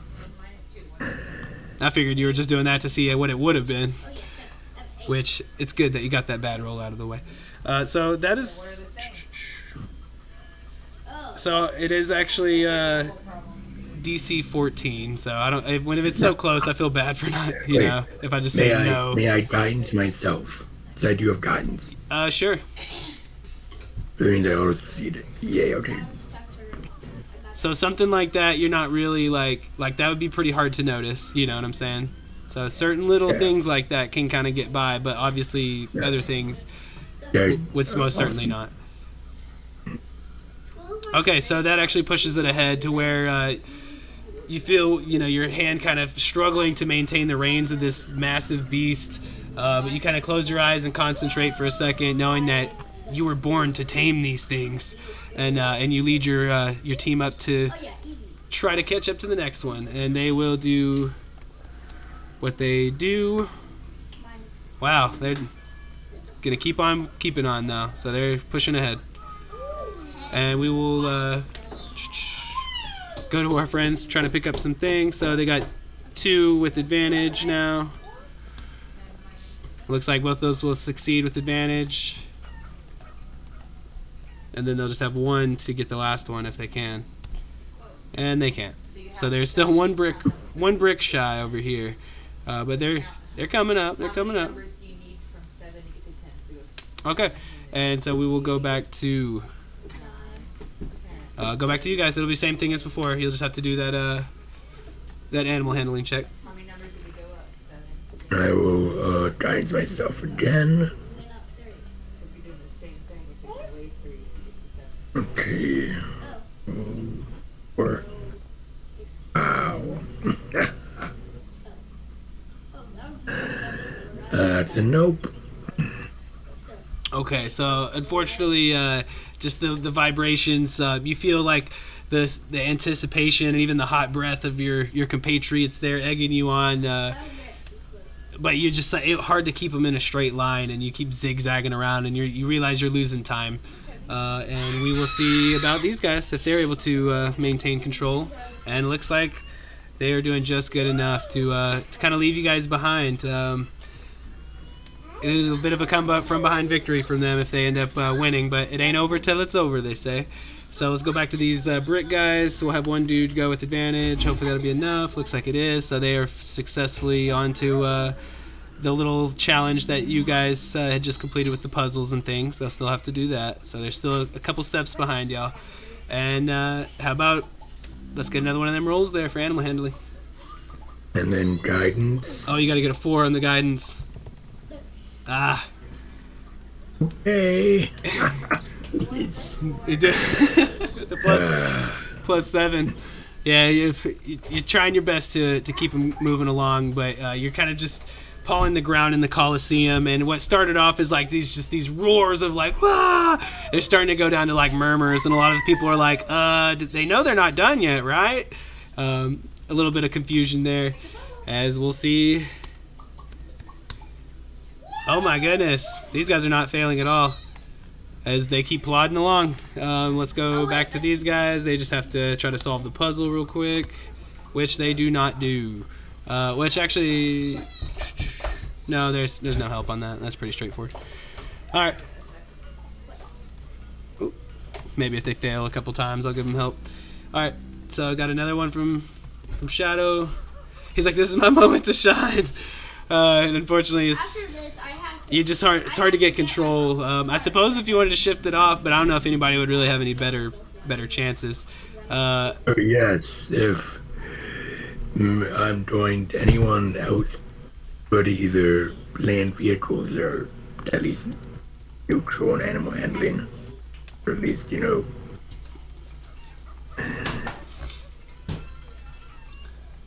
They have faith in you. So you feel a slender yet comforting hand on your scaly shoulder as Jolene tells you that she has faith in you. Can they technically give me the help action? So I would say no, but I will take that as a reminder to, you do have inspiration, as does all of your friends. So True. I will... the way I play it is, as long as I haven't determined the outcome, you can use it like a re-roll instead of advantage. Fair enough. I will use it right now and just get a reroll. Okay, so if you need to, you may not have to, but you can go ahead and throw it out there. You can only do it once. It looks like this time you don't have to. See, Jolene, your faith. But you can only do one advantage a time, but you can do it at each time as long as one of your friends is willing to give up if there. I need to, sure. Okay. All right, cool. So you feel some confidence as you leave the Coliseum walls behind you. The roaring kind of starts up again as they realize, like, oh, maybe they're just trying to build some suspense. And you start doing your circle around the market wad. The market wad. All right, let's see if these guys can freaking fail it. Oh, they've been nailing every single one, as actually that ends up being the end of the race for them. So unfortunately, you guys will not take the lead on this one, but you're still racing for second. You might get more gold if you win that. So that being said, we will go to, looks like these guys have started the race and are in the Coliseum as they're trying to catch up with their bullwhips and things. And so we'll go back to you, Shadow. You got someone hot on your heels. You don't want to get last. I do not. Take inspiration, man. Yep. Take my inspiration. Okay, so you can just do another re-roll. It won't be like the 21 won't be it. You'll just have to re-roll. That works. Okay, good. Didn't even need the guidance. As you feel another comforting hand on your shoulder as one by one your friends let you know that they have complete faith in you to bring back as much gold as you can. Of course, they'll get a try. This is T-Rex versus T-Rex salty action, and they're right on your tail. Go ahead and let's see another one of those animal handling. And so we've got the... We've only used one inspiration now, so that was from... Okay, yep. I'm going to use my own, so reroll. Was that I? You were the one who had used your inspiration? Yep. Okay. Nice. Okay, pass again. Keeping a steady lead. And they are not going to relent either. Now, these D8s are in my favor. Okay, Okay, one more. So I think you could do the bless, but then you wouldn't get to do it if you decide to use advantage. So I guess that's kind of up to you. Yeah, I will use inspiration. Okay, Jolene offers it up with another comforting word, and that is more than enough. You getting by with a little help from your friends. As you realize your opponents are kind of hit a snag. They start to veer off course, almost go off the cliff here into the water, but barely manage to stay on course, but totally lose their movement. I have 14. I will not need inspiration, I don't believe. So Unless I did on 1. That's okay. Nice. There you go. Keeping it up. And you still got the inspiration as you finish the race. We don't really need to roll for the last one as they lost. All right. Man, that was exciting. I got a little nervous and then, I was like, oh crap, but that was fun. And hey, if you won everything every time, then how fun would this game really be? So second place ain't so bad. I had fun. But you guys arrive to the medal ceremony. It takes place atop a platform in the Tiriki anchorage near the dinosaur pens. It's overlooked at the gate top viewing area where the merchant princes declare their accolades. You fasten the last of your gear back in place, and you see all manner of people, from wealthy merchants to the homeless in Millar's throat, filling the streets surrounding the elevated platforms near the dinosaur pens. Embellished rumor and tall tale already circulate the crowd when a tall, broad-shouldered Cholton, the race marshal, calls for quiet. Hush, hush now! Whether first place or for show, these races proved they embodied the strength and fearlessness of our Na Nuboso. And the crowd starts to chant in unison, Nuboso, Nuboso, Nuboso. As you realize it's like a deity or a hero of legend of sorts. Perhaps you'll learn more if you keep exploring here in Schult. But he keeps smiling and continues, the race marshal. He says, and Schultz rewards those who face fear and best it. Now step forward, warriors, and collect your prize. And so you do receive a story award here because you did not get last. And so I'll include that in the session logs for specifics later. But essentially, what it is for getting in place, you're kind of recognized for some fame. You can get lodging for free in one of Tiryiki's anchorage's Tiryiki anchorage's fine flea-bitten establishments. They don't really do a lot of this stuff anymore, but for roleplay purposes, you can maintain a poor lifestyle here in Port Nyanzaru for free for up to about 30 days or so. So not as wealthy as of a lifestyle as it could have been, but you got 30 days of free, somewhat decent living here in Port Nyanzaru. That's just a cool little story award you get, and of course you get some gold and stuff. There's a trophy. They kind of hand that off to the Yellow Monkey team, and they're jumping and cheering and hooting and hollering. They kind of pull a little purse out of it too with some gold in it for their prize. And then they come up to you and say, you performed very valiantly, especially for a lot of first-comers, either to Schultz or just to the races themselves. You've earned this. And they give you a purse that's worth 250 gold. And you guys are kind of, do y'all want to say anything to each other before something else happens? Yeah, we tried our best. Maybe next time. Indeed. So you're counting your some money coins now. up. That was exciting. You have a short time now to pocket your earnings. You kind of split them up as you would and stuff. And you watch as the other team kind of hoist the trophy for the adoring public. But before they can do any more showboating, though, you hear a scream in the direction of the dinosaur pins.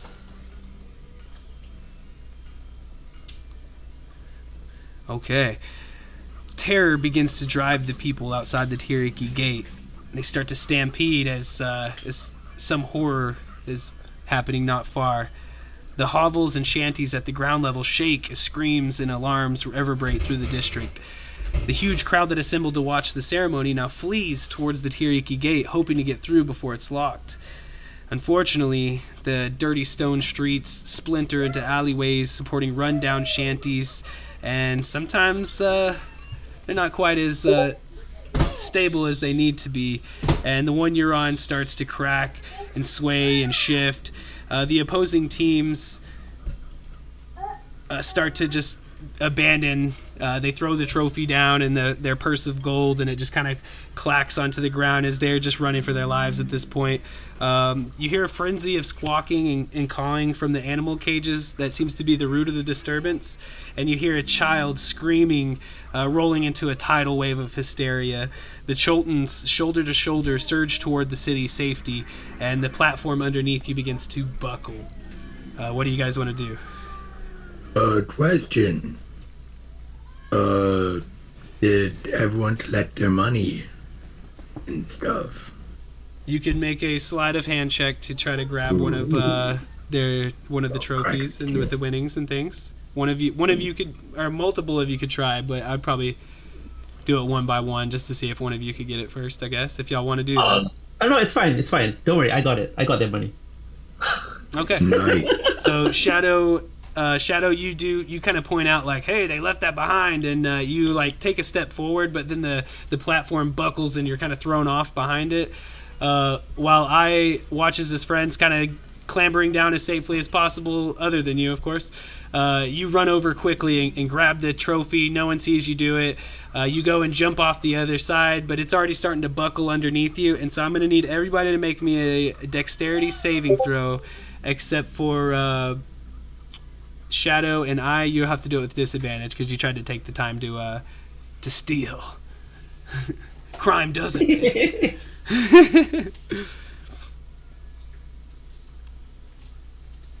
Yeah. Whoops. Does my dog also have stuff? Oh yeah, I'm so sorry. Yeah, he's definitely there too. So if he wants to, you'll have to roll a dex save for him as well. So 10 from me, and I don't know, does the owl have to do so? Oh Just no, flies away. you can just kind of lift up. You're like, bah! Too bad they didn't see it coming. How far was the dragon pen, by the way? How far was what? Dinosaur pen. Oh, Sorry. not very How- far at all. You can definitely make your way there to investigate as soon as you pick yourself up. Yeah.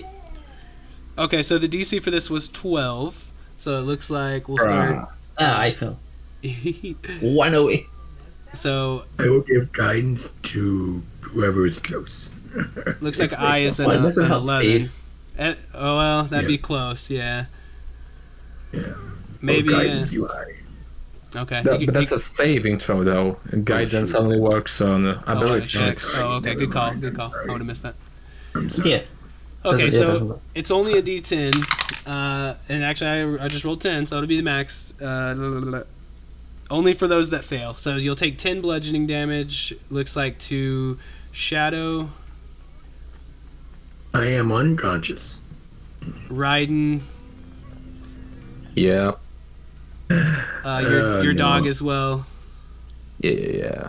All three of y'all. I think that's it, right? The other two, or the other three saved. So Shadow Haven, you see that like the last thing he remembers is like, hey, there's gold there, and then now he's like, he's unconscious on the ground. Was like, oh my.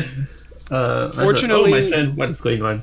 You're not in Shadow combat, so you don't really need to roll any death saves, but probably one of your friends wants to like give you a potion or something if they have any, or any healing spells or whatever. I forgot to mention DM, but I would have cast Goodberry at the start of the day. My apologies. I forgot to mention. What would you have casted? Goodberry.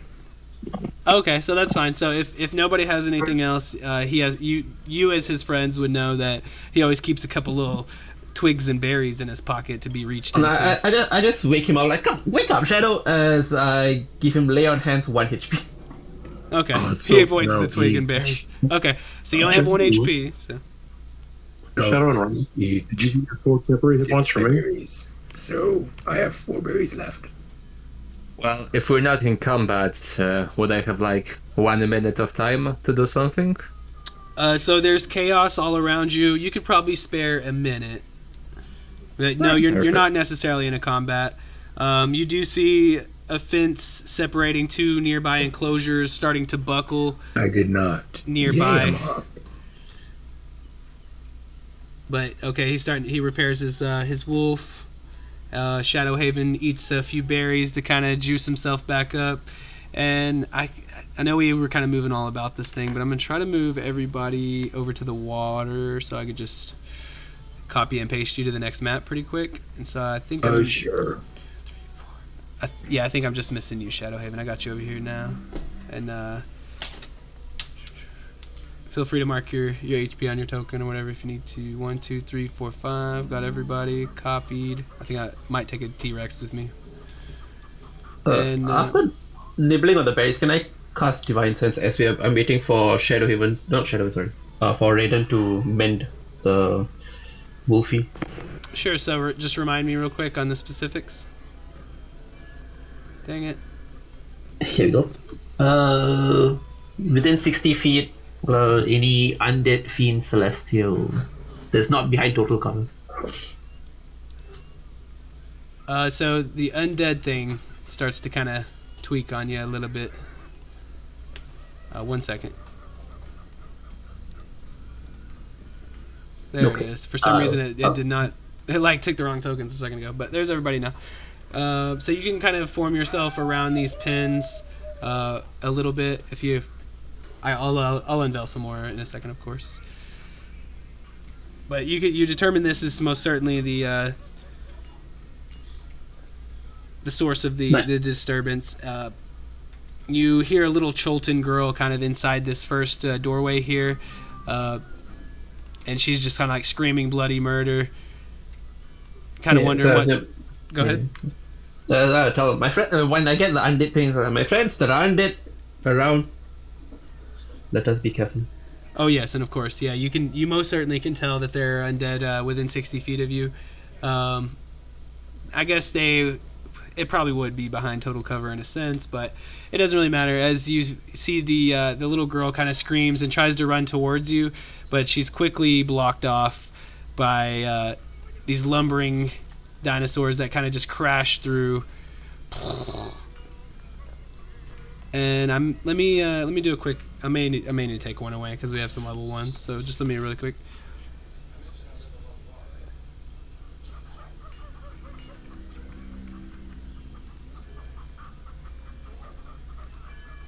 So we'll take out a couple of those fellers, and then we'll see how y'all do. I'm pretty sure this will be just fine. But so this dinosaur kind of clambers out and runs forward a little bit. As the little girl, she kind of just cowers over here in the hay, waiting for some help. And you can see that there are more zombies ready to kind of funnel through when they get the time to do so. So of course we will roll some initiative. But I will be done in my initiative. Apparently you can do that. Honey tree owls.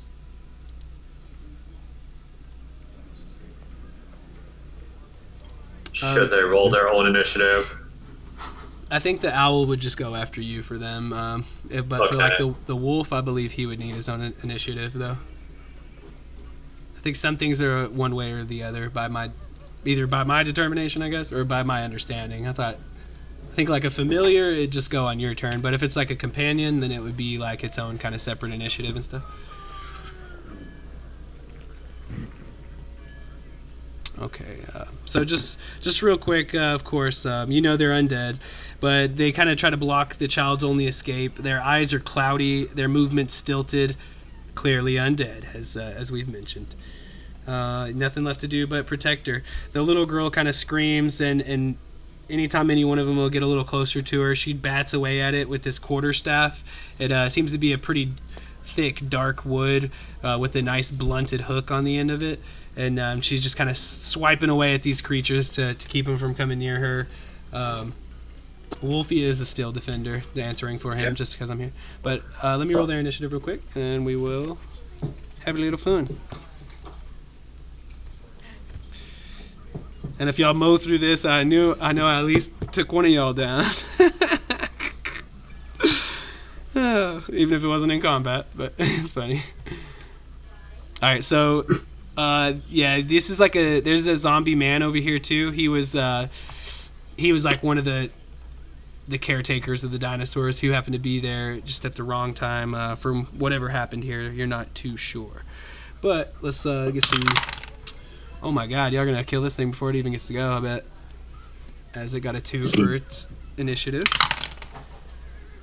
Is the girl in the northeast or the northwest corner? Hey. She's up here just kind of hiding in the top of the hay. Okay, thanks. Thematically, she's pretty far. Or, I mean, thematically, she'd be like batting away at the dinosaurs and things like that, but situationally, she's pretty far away from them, and you know, as far as our combat will go. But she's ready to defend herself if needed. Alright, so let me roll one more time for this. Feel bad for these guys. Alright, let's see what happens. We will start with Jolene.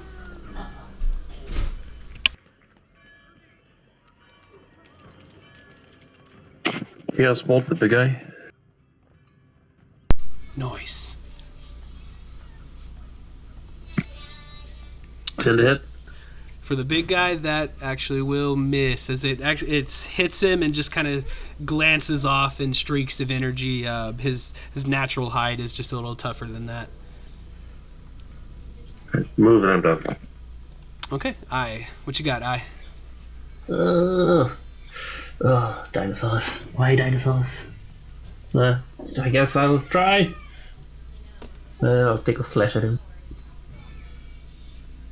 This huge hulking beast, eyes glazed over, and That didn't hit. just as the same before, your scimitar just goes boing and rebounds off of its scaly hide. 2 weapon fighting, second hit. Bonus action hit. Okay.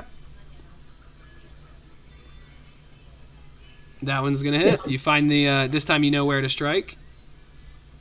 Just 2 slashing. Okay. I feel it's not going to do as much damage or any damage.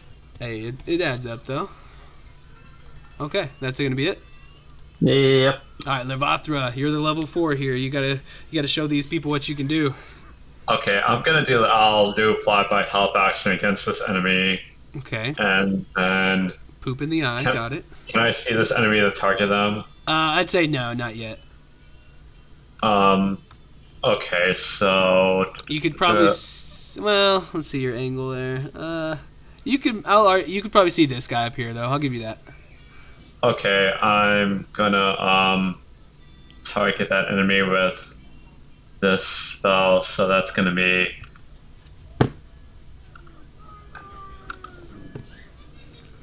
All right, so we're doing a intelligence save.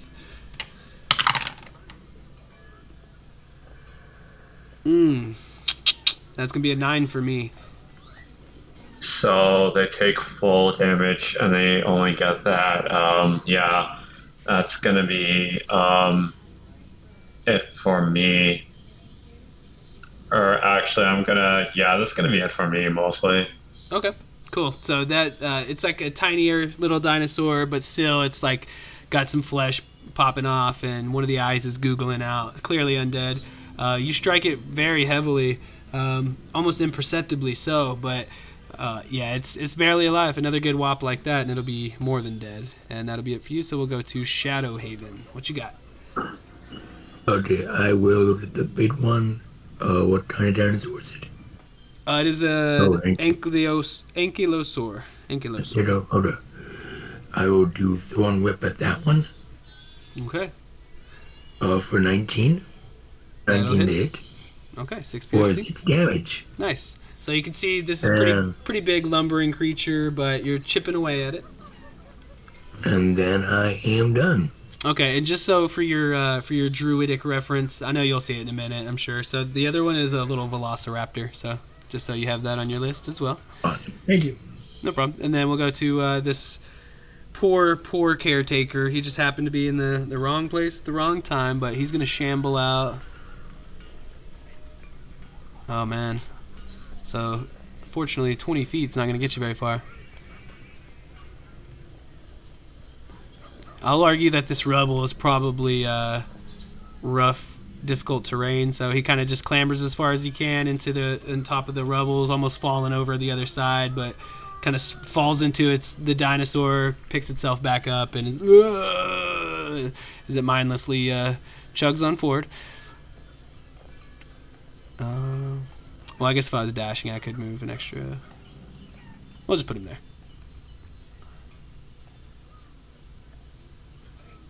This guy will come over here to get the little girl. I think that guy can only move. I'm just dashing. Oh, okay. Yeah, it's not great, but that's just using the action to dash for them. That's 40 feet, so give or take us. Oh no, I'm saying that one cannot even dash because I think the mind wave doesn't allow. Well, action. Oh, Dashing is an okay. action. No, good call. Thank you for that. Good call. It'll just kind of like lazily shamble to the edge. You see it almost a replica of its former self. Like its head kind of lifts up, and its nose are almost like sniffing a bit.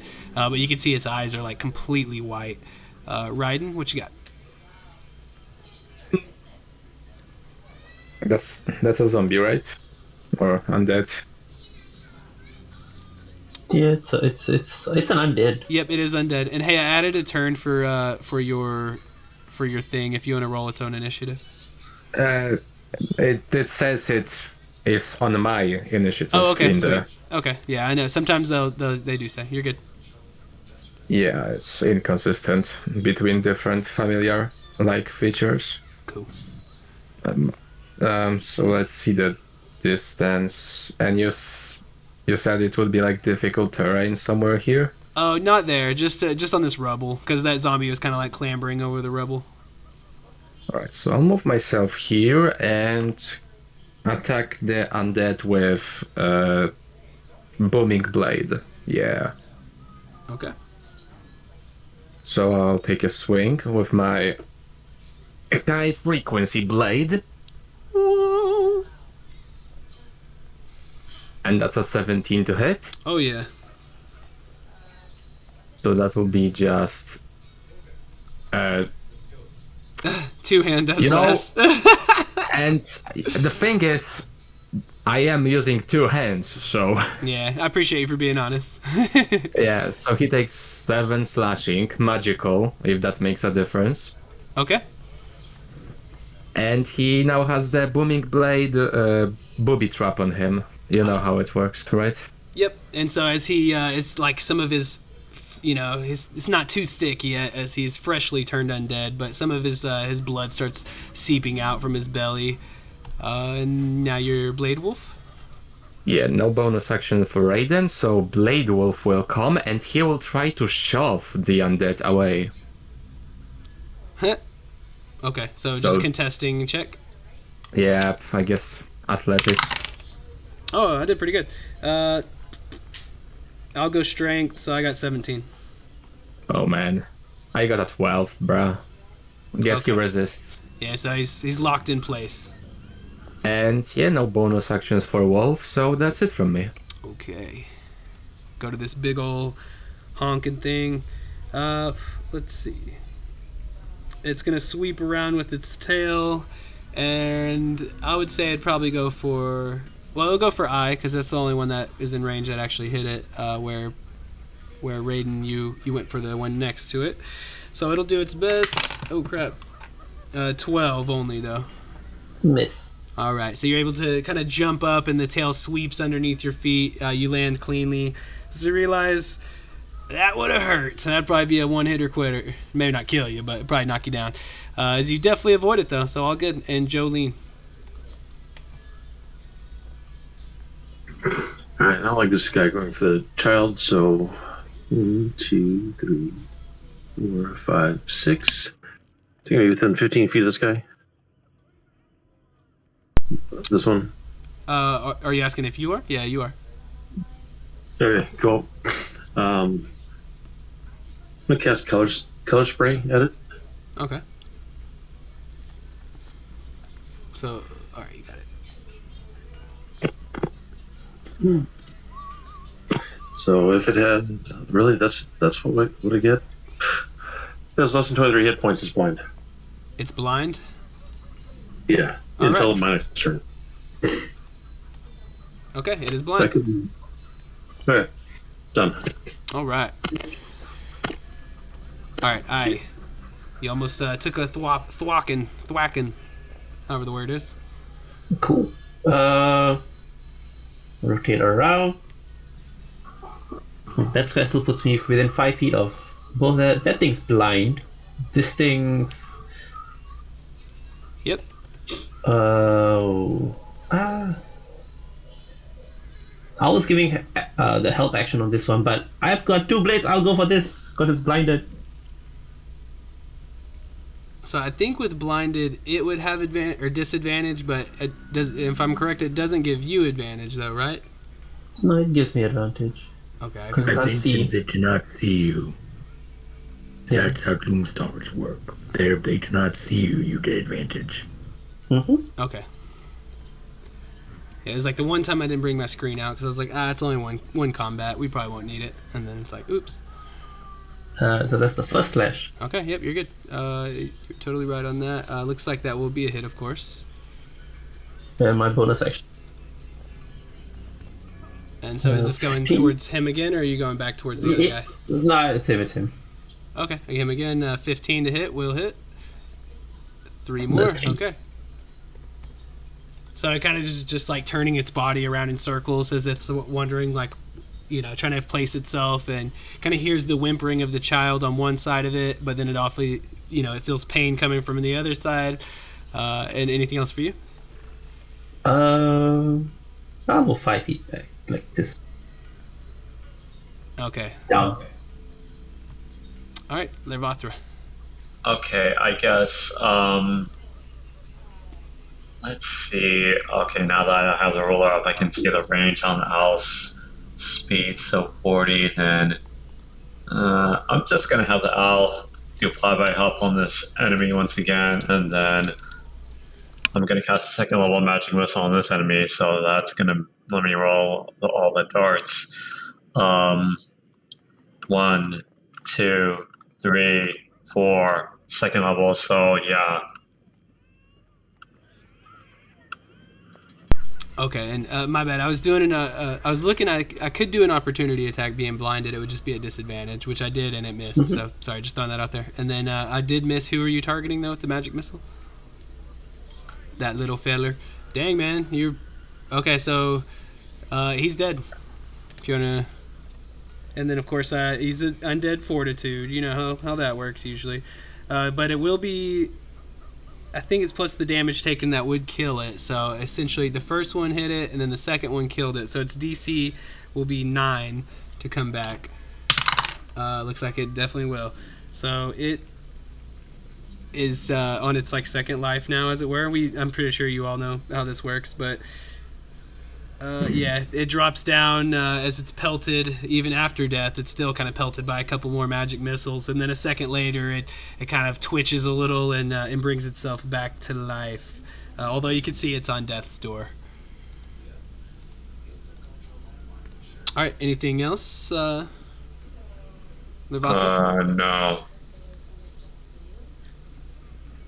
Okay, cool. All right, so now we go to Shadow. I will stand back here, and then I will do Thorn Whip again at the one who just almost died. All right. And so by the read of the ability, I can kind of try to do that over and over again, but it just has to be able to make the save. Yeah, does a 13 hit? 13 will hit. Or 5. And so that'll take it down again, and then of course, so now it's DC 10 to get up. It looks like I got a 13, so he's gonna get. That's before the Constitution mod too, so he's back up with 1 HP. Fair enough, I'm done. The gift that keeps on giving.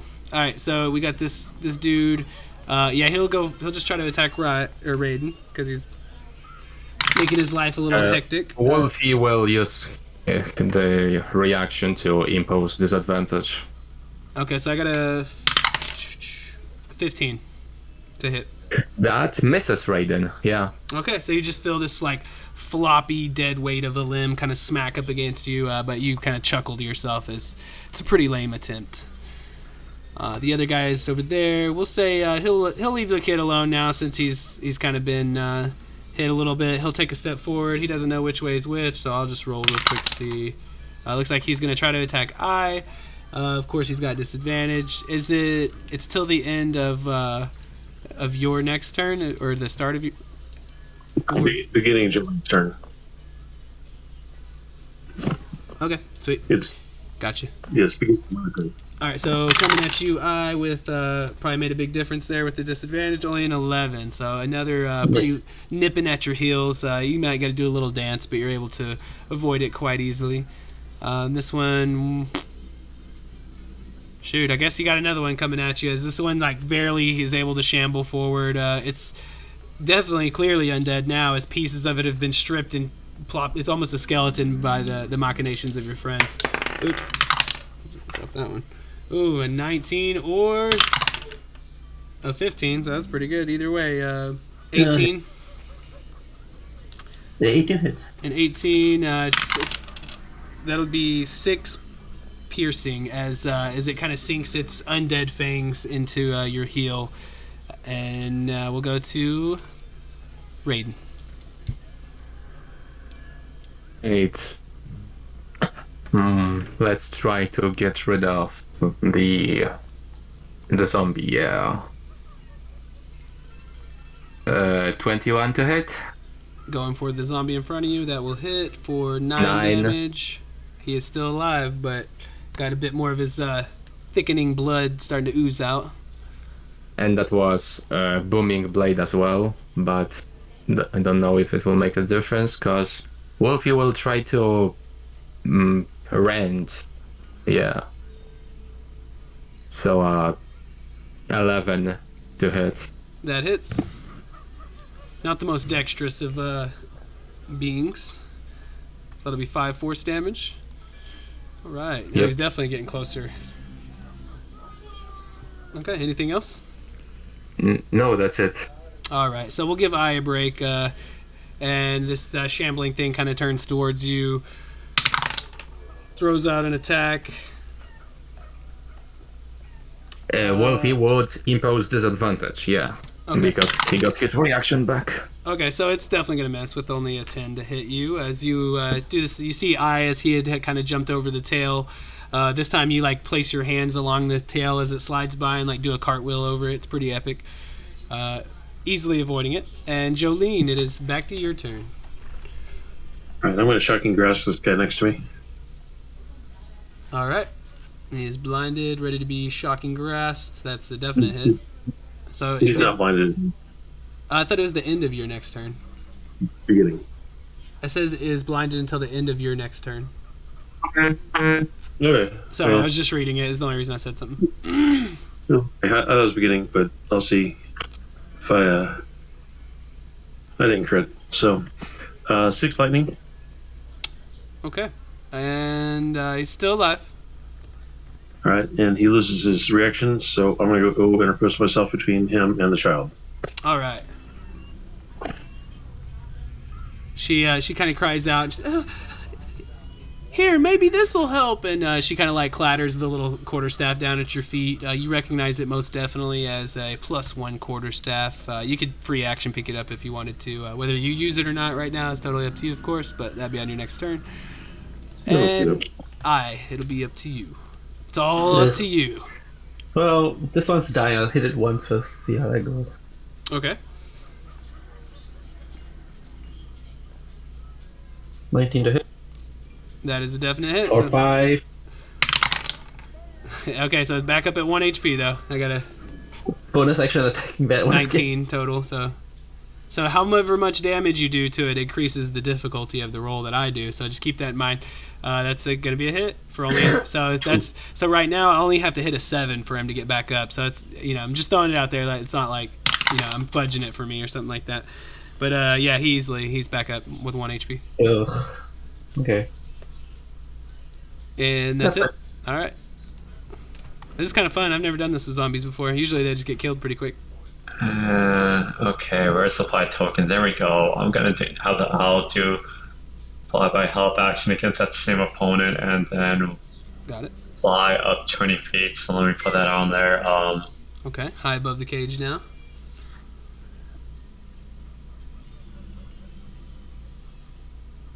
Yeah, put the height on it. Yeah, I'm just gonna. Okay, 20 feet. Okay, I'm just gonna attempt to shoot at that with advantage and hopefully do some damage against it. 26 to hit. That's a critical. Nice. That actually makes a huge difference as it's dead and it's dead for good because a critical hit just makes it die. So, you go ahead and describe it if you want. I basically shoot it, plop it at its head. Its head does a blood, and one of its eye sockets, and it falls down on the floor dead. End of turn. All right, and so its corpse like starts to twitch and reanimate again, but the cinders just burn it up to ash, and that's it. There's nothing left there. Great job, Shadowhaven. Okay, I will just move over here. Joe, just stay there and I'll do a thorn whip at that one, the Ankylosaurus. Okay. Okay, thorn whip. Okay, 21 to hit. Oh yeah. Finding your way through its thick hide for 6 For more 6 damage. damage. All right, he's going down, but not even quite bloodied yet, as he's a little beefier than his smaller friends. I will move up until I'm 5 feet away. That will end my turn. Okay, so you got this this guy. He'll change it up. He'll go for the wolf this time, and it looks like a 9 to hit your wolf. Evan, stop! Nah, not even close. To me. All right. Oh, sorry about that.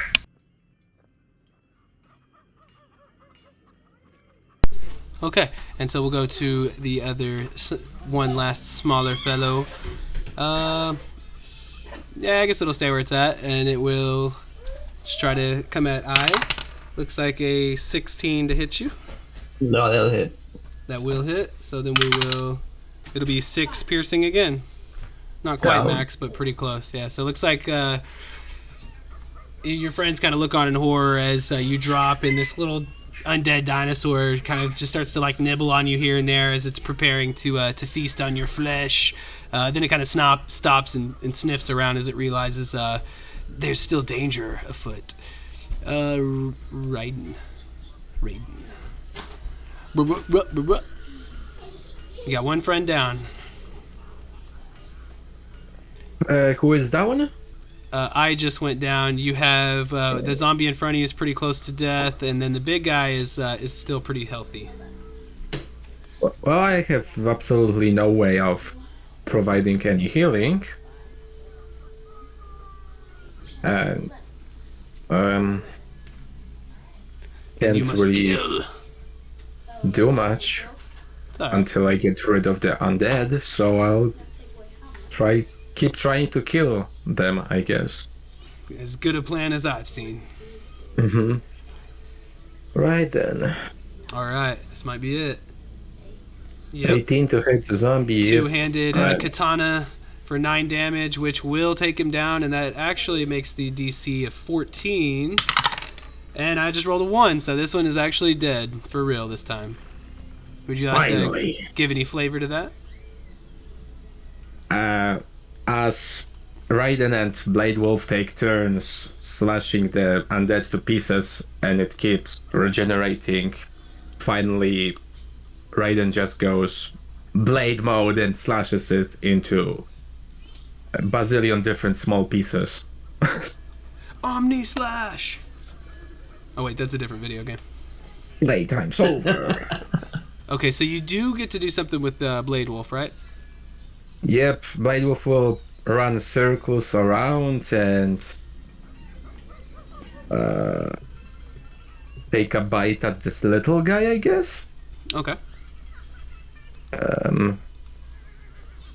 With a dirty 20 to Ow! hit And and rend him 8. asunder. All right, so actually he will go down as well, and his DC will be only 13, which actually he will make just barely by 1. So he will come back with 1 HP, but you know now he is on death's door. It's like halfway Alright. in the claws of your beast, and it comes back to life and like forces its way out of its mouth. Probably, yeah. And okay, I guess this big thing is gonna try to clap back at you. So let's see what he can do with a tail swipe. Would a 16 hit you? No, it will not. Okay. So you feel like the heavy slam of the tail, and you have to brace yourself like every ounce of your strength. But it grinds your feet down into the dirt, and then you're able to kind of pick yourself back out. No harm done. Jolene, what would you like to do? I'm going to attempt to firebolt the big guy. Okay. Firebolting the big guy. That will hit. For 3 fire. It seems to hardly register the pain, but you the telltale scorch marks acknowledge your damage. Anything else? I'm going to hand the quarterstaff back to the little girl and say, just hit anything that comes near us. She nods furiously. Oh, okay, this was Daz. And I always told him I'd use it well. She starts waving it around wildly. You almost have to like duck your head, like whoa, whoa, whoa. And then I would death save for you if you don't mind. Yep. Okay, 12.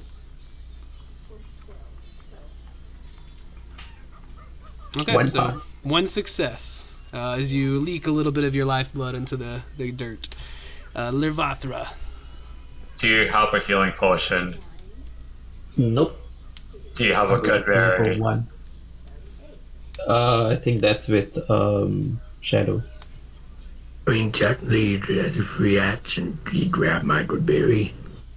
Yeah, he could as a free action. Just grab it, but it would take his action to feed it to him if he wanted to do that. Yeah, I'll do that. Feed you a good berry, and well, first off, I'll do flyby help against the little guy, and then object interaction grab the good berry, feed him the good action, feed him the good berry, and bonus action teleport away using Shadakai teleport. So that's gonna be this end of turn. Very good. So Lirvathra comes running up and does those things and then disappears as if she was never there, like a ghost. And yet you feel yourself, you're prone, but back at 1 HP. And so we'll go to Shadow, the good berry man himself. Okay, I will just try and do Reggie. Is he ankless or is he on 1 HP or no? No, he's still pretty healthy. However, the other guy is at 1 HP. Okay, I will then move to here. And you have advantage I on will it. first try and do a bite attack. Okay. Or bonus action, which will miss, of course. So actually, with the advantage, that will hit. Oh, nice. Okay. The owl went and pooped on its eye, so it Oh, nice. Thank you. it's always that good owl poop. For So two. of course that's enough to kill it, and so, but unfortunately, it only have to get a 7, which I got a 5 plus modifier, so it will get back up at 1 HP. Then I will just try and do a... Let's see, a melee spell. Yep, I will then Thorn Whip it as well. That'll hit, and it doesn't really matter. Well, it does matter how much damage. All right, so at 10 DC, it just got an 18 plus mod, so it gets back up at 1 HP. Damn these things. Okay, I am done. Okay, and I guess since you're there and you tried to hurt it, it's almost a skeleton now as it's been rejuvenating, but it comes try to hit you for a 13,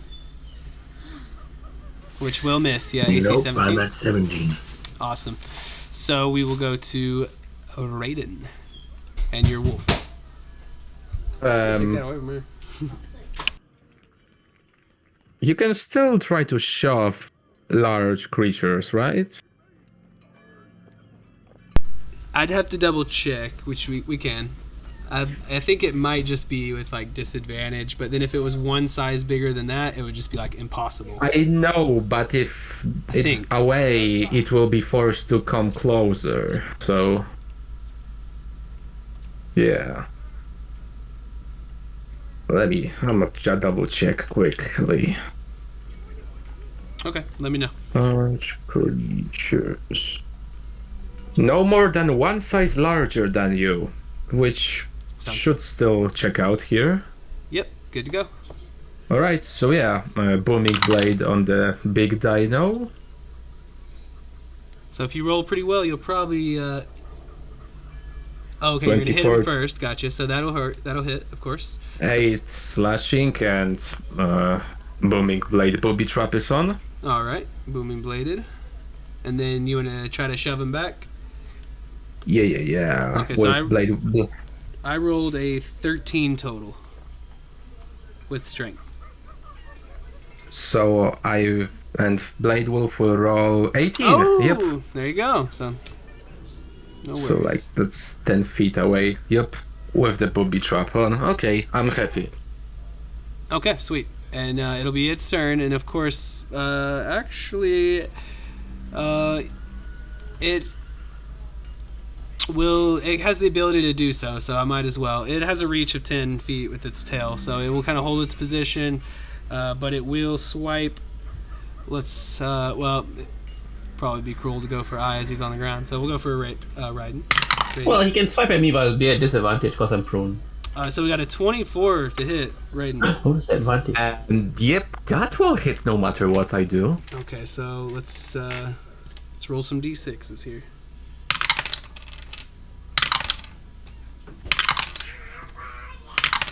So it looks like 16 bludgeoning damage to you there as you feel the spiky, hard, nubby tail just grind up against you. It had finally got that hit it was looking for.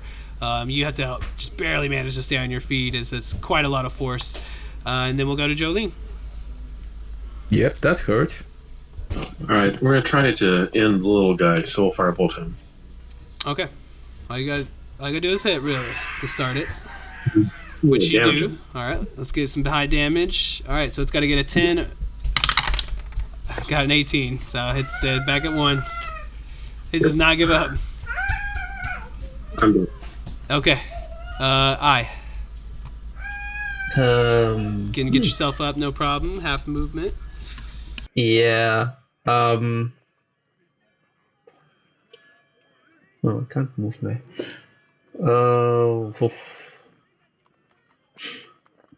Screw it. I'm just trying to hit this thing.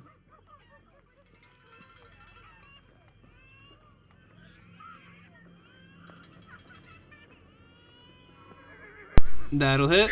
And he goes down, of course. So it'll be a 9, though, for this one. Looks like he got 17 total, so he's still at 1. The one little tiny thorn in your side. Definite hit.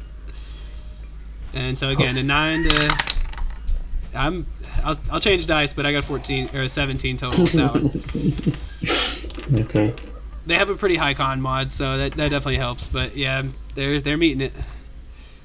All right, that's it for you. Yep. Okay, and so it's up to you, of course. But you could move. I'll just say that. Well, I know that has a. Oh 10 yeah, reach, yeah, but my just bad. try to Yeah, hit. that reach So it's would. going to hit me. Sorry. Yeah, I forgot that still applies. All right, Lervothra, you're back up. Didn't seem like too long, eh? Well, by help action against the little guy, going to attempt to fire bolt and come on, 23 to hit for. Wow. All you needed, but yeah, let's see. I got a 14 with a different dice. Jesus, so 17 again. So back at 1. Back at 1. Yeah, end of turn. All right, Shadow. You got some bones at your feet, pretty much.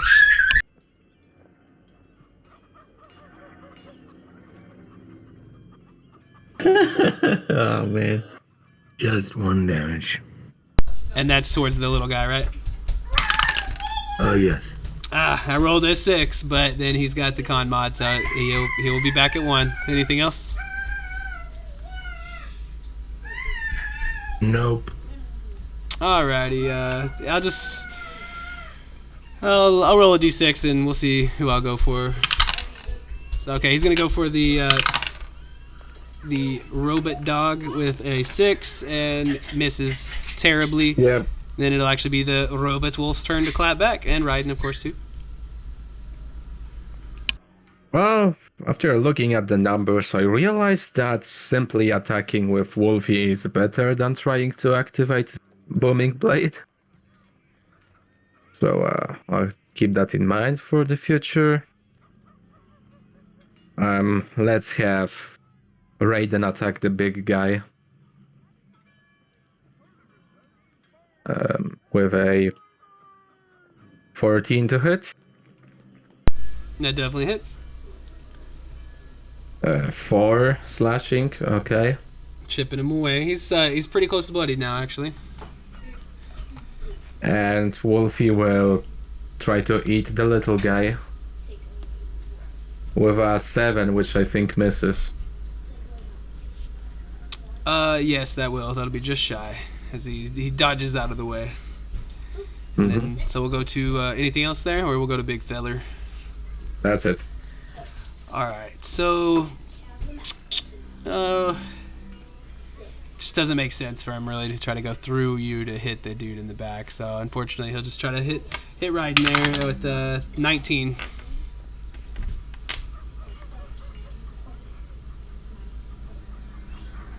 And so, yeah, it looks like that'll end up being a 19 what's to hit. happening?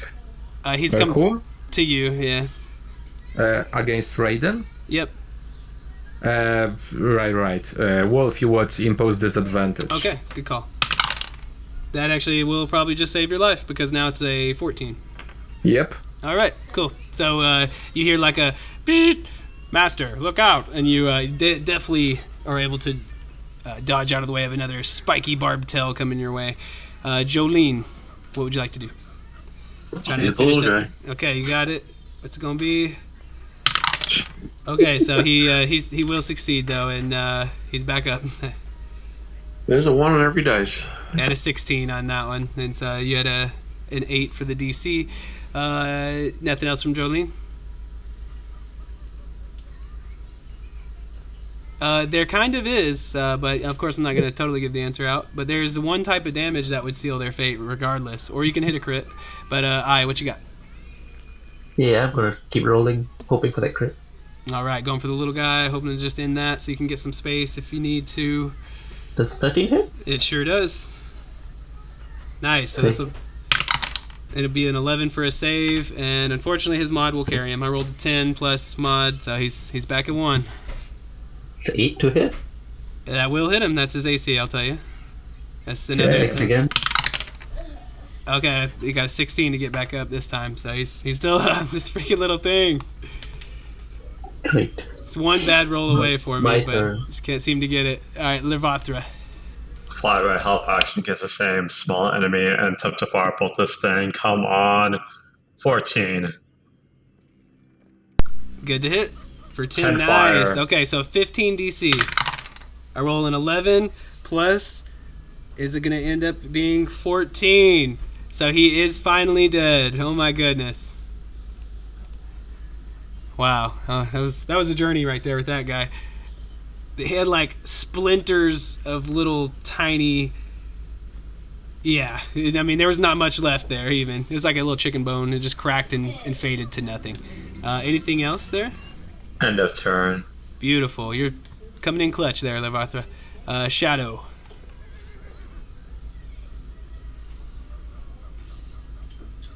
Sorry, was muted. I will just try another thorn whip.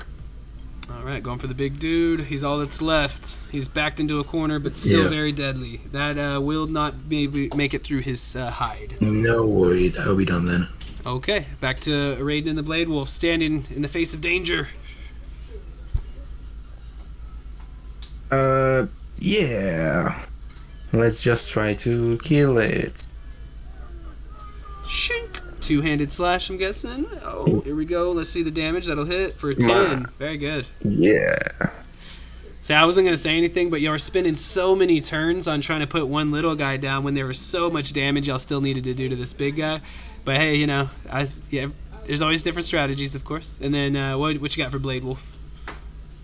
That'll hit. 19 with 3 just more. 3. So parts of his, I don't even know what you call that, but the fins, the cartilage of it, I suppose, it starts breaking and falling away. He looks even more undead by every attack that you do. He's not dead though, and he'll try to hit your wolf. Looks like a 12. 12 to hit your wolf? Don't think so, eh?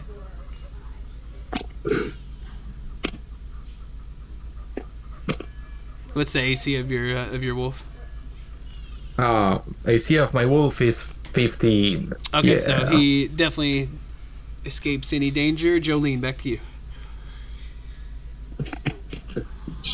The only trick I got left. It looks like it's good enough to hit. Nice. Okay, that's a very good blow. It's definitely around a quarter health left, as it has a huge burn scar on the side of its hide now. Anything else for you there?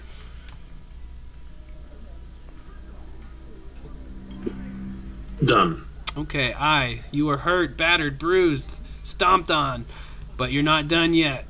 What you got? Yeah, might as well just try hit this thing. I didn't hear a bell. This is America. All right, that's a beautiful hit. Okay, good. I was thinking it was 4. Nice. Nothing's stolen from me. All right, y'all are just ganging up on this thing, smashing away. Anything else for you?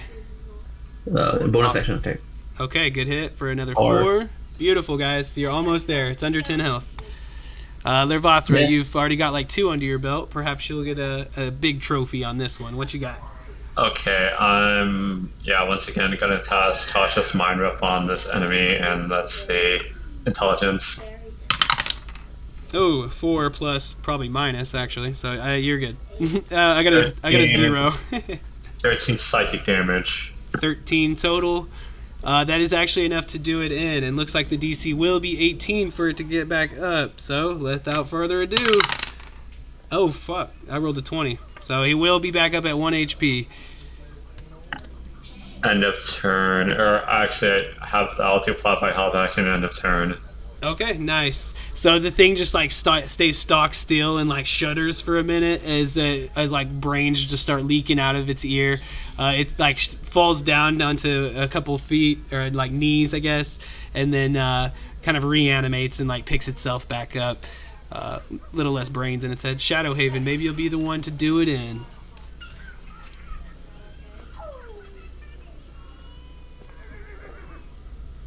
So you do have the advantage, so that gives you a hit. Beautiful. So let's see the damage. So it'll be a 9 that I have to beat. And wow, I just got 2 20s in a row off this dice. Okay, I'll pick up my other one. Okay, so he's back with 1. He's back with 1. But he still has 2 more foes before he could try to pop back. So let's see what y'all can do. Yeah, 8. All right, so it failed its save, and so with do you want to? You go ahead, man. You got the honors on this one. If you want to describe it. Together we just tear it to pieces. It's a group effort. And it was, man. There's spells streaking from everywhere. Owl poop flying. How much are you feeding that owl? You got fireballs coming from a corner and all sorts of thorn whips and mine spikes and all kinds of good stuff. Beautiful teamwork there, guys. I love the danger.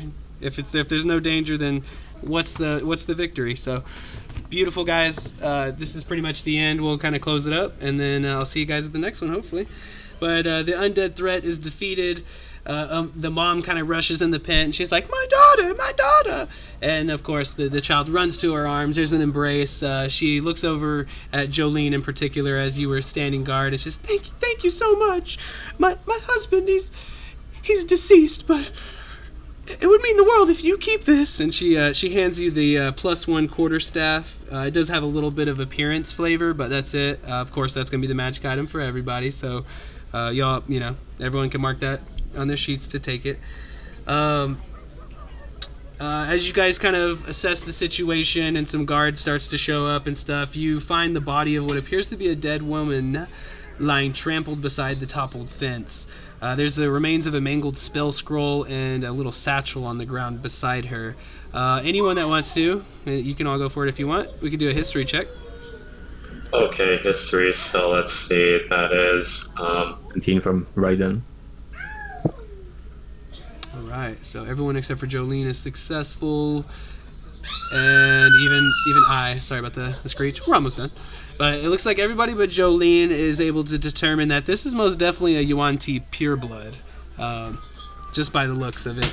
Go ahead and give me an Arcana check if anybody would like to, look at the spell scroll that was there. Okay, I guess I'd like to use my inspiration on that. 18. So I'll do it as a re-roll if you just want to re-roll it. And then Jolene, you pop back from the... You don't know anything about the person, but the scroll. 19. Beautiful. Not too much from Shadow. So Jolene and Lervathra, you're able to easily see that this used spell scroll was kind of has a little bit of an aura of necromancy magic left over on it. So it's kind of hard to fully determine, but it seems whatever spell it contained was used to create the undead dinosaurs. Closer inspection of the satchel reveals an unknown emblem stylized across its buckle. It also contains a jade statue of Dindar the Night Serpent, as well as some other personal effects and knickknacks, mostly religious. Who's got a passive perception of 11 or higher? Probably like all of you, right? Looks like it, yeah. So you all notice as you're like all huddled around this little satchel. You can see a silvery blue paste kind of smudged on the inside of the satchel's primary flap. Who's holding it? I'd say Jolene. You were. Okay, yeah, sure. Okay, you were more looking at the scroll, but if you want to volunteer, it's not bad or anything. So you're holding it, and go ahead and make me an investigation check. Go ahead and do it with advantage, since you got your friends helping you out.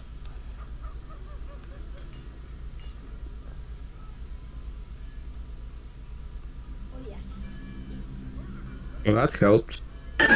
Nice. Okay, you are just barely able to locate a small compartment hidden in the bottom of the satchel. It holds 2 vials and a small mortar and pestle. Go ahead and roll me an intelligence check. If you have an herbalist kit or a poisoner kit, any of you could do it with advantage. But for now, Jolene, I guess, can take it unless one of you wants to step up for that. But go ahead and do that. Just a raw intelligence check, looks like. So good, yeah, that's perfect. You're able to identify one of the vials as basic poison, while the other is a strange silvery blue paste, kind of matching the residue. The mortar and pestle have the same on it, the silvery blue, and yeah. So you don't have time to kind of ponder it for very long before a contingent of guards arrives to sweep the area for evidence. Heavy boots clodding into the open pen as they fan out to secure the area. One man in particular catches your eyes, a tanned human male, as he uncaps a metal flask, wipes his mouth with the sleeve, and stumbles in past the contingent. Some of you may or may not recognize him as Soggy Wren, the local representative of the Harpers. And he kind of takes another heavy pull off of his tankard, and he sees you, kind of saunters up and well, hey there, adventurers. Are you thirsty? We always got time for a little drink, right? And he offers his flagon to you. Yeah, I need it. So anyone who drinks it, it's a pretty heavy liquor, burns your throat, but probably feels good after that heavy battle you went through. And he says, the ones, if you don't drink, he kind of looks at you cross, and what you mean you're not thirsty? Anyway, and he looks over at the mortar and pestle in your hand and says, what's this? He kind of offers his hand to take one of the vials, if you will. I'll hand him the unidentified one, the one that's not poison. So he twirls it in between his finger and thumb, and then he even kind of uncorks it and takes a little whiff and blinks slowly. This is for sure Wanderlust. It's exotic. I gotta tell you, highly illegal though. It's used in tribal rites of passage. It allows observation of, and they say, if you take enough of it, dangerous levels of it, you might even have influence over astral space and spirits themselves. It's pretty illegal, but some people pay a pretty heavy amount to get it. I'll have to hold on to this myself, my friends, but that other stuff, you can keep. I don't need that. Well, wait, let me see that there. And he kind of reaches in and pulls out a spell scroll of Ice Knife. So you must not have seen that there, which you probably did. But he pulls it out, and you can keep that. Like I said, I gotta take this though. Well, thanks you guys for taking care of this problem for us. You said some people pay handsomely for that. Are you some of those people who pay handsomely for that? Nah, I'm more into the drink myself. No, I'm justice first. Well, drink first, justice second. Let's be honest. No. I don't do drugs. Just drink my ass off. Respectable. Well, perhaps I'll be needing your assistance another time. We'll clean this mess up. You better get before they start casting some eyes your way. And he kind of goes back to the guards as you're able to kind of regather. If you so choose, you could report back to old Alistair Bowl and give him his betting ticket back. And well, thank you. That was a very important service to the order. Oh, he wouldn't be hiccuping. He'd be sweating. He'd be like, very important to the order. I appreciate that. Goodness, this humidity is gonna kill me. So that'll give you a little extra gold there, of course. And for this one, that is about it. Mobula would kind of share a drink with you with Soggy Rin back at the pub if you so decide, and you can make yourselves home here in Port Nyanzaru or find a boat back. If you're curious, there are certain items that you can only buy from the merchant princes. They cost downtime to do so, but some of them include like dinosaur mounts that you can buy, or if you want to, just look that up. It's in the Tomb of Annihilation book, actually, but if we're playing an adventure in that setting, it still counts. So if you want to spend the downtime to set up a meeting to buy a dinosaur, by all means, that you can do that with your downtime in gold if you so choose. But for the matter at hand, you did get one story award, which I will put that in later. You get to have a poor lifestyle for free. Isn't that something? And then you get a +1 quarterstaff. Very good for you wizards out there. And then you get That's me. I mean, some others can use it. For you, you can do that shillelagh. You got spell scroll of Ice Knife. The flavor text. If you really want it, I can post it. I would probably just write something down real quick right now if you really care. Usually I'll jot down something pretty quick, but just for the aesthetics of the weapon, and message me on the fly if you need this. But it says it features a blunted iron hook on one end and is used by dinosaur wranglers to goad ornery beasts in their charge into doing what they're supposed to. It's carved from dark, smooth wood and decorated with feathers. So that's purely aesthetic. So mark that down in your notes if you care. If not, it's just a +1 quarterstaff. Totally up to you. And of course you get the level if you choose. You get the 10 downtime, and I'll stop my stream here in a couple minutes, but looks like we got about 3 hours of stream time in the end. How much gold did we gain? Yeah. Oh, that's the most important thing. I'm so sorry. The most important thing. Let me scroll back up slightly. Sorry. All right. So you got. Let's tally this all up. So for the gold for your purse and theirs, that's 500 total. You also got the trophies worth, which is 50, so that's 550. You also got there was actually a second place trophy. I'm sorry about that, which you can sell that too, so that'd be 575. If you wanted to sell your mascot ribbons and the jade statue, that's another 100. So 675 divided by 5.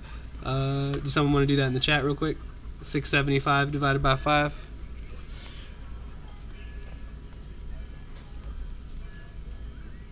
Take 75 divided by 5. That's 135. What was it? 135. All right, oh yeah, you got it. Why am I rolling as the Durkin all of a sudden? I must have clicked something weird there. Whoops. I'm like, where'd you come from? All right, yep. So everyone gets 135 gold each. That's pretty good. Pretty good. All right. Nice. So I'll get that session log posted, guys, and thanks for joining me. This is fun. Oh, what is your GM name? Is your GM name Talysis? Yeah, or my real name's Noel, Noel, and then my last name's Brickle. Each, but Noel B or Tally or whatever you want. Usually on server games, I'll put their Discord username, and then I'll put like what server it was from. So for us, I'll just put like PMALO, Pocket Mission Adventure League Online, and then you can put my name next to it or something. That's how I usually do it. But of course, it's your log. You do whatever you want. Okay, thanks for winning the game. I had a good time. Bye bye. Hey, thank you for joining last minute. I appreciate that. Have a good day, everyone. Yep. You too. You too. Hope to see y'all again sometime. All right, hopefully see y'all soon. I think I'll be doing the 4th one of these in like 2 weeks. So just keep an idea on the Warhorn, and we'll keep rolling through this jungle adventure. Bye-bye. Alright, thanks for the game, man. See you next time.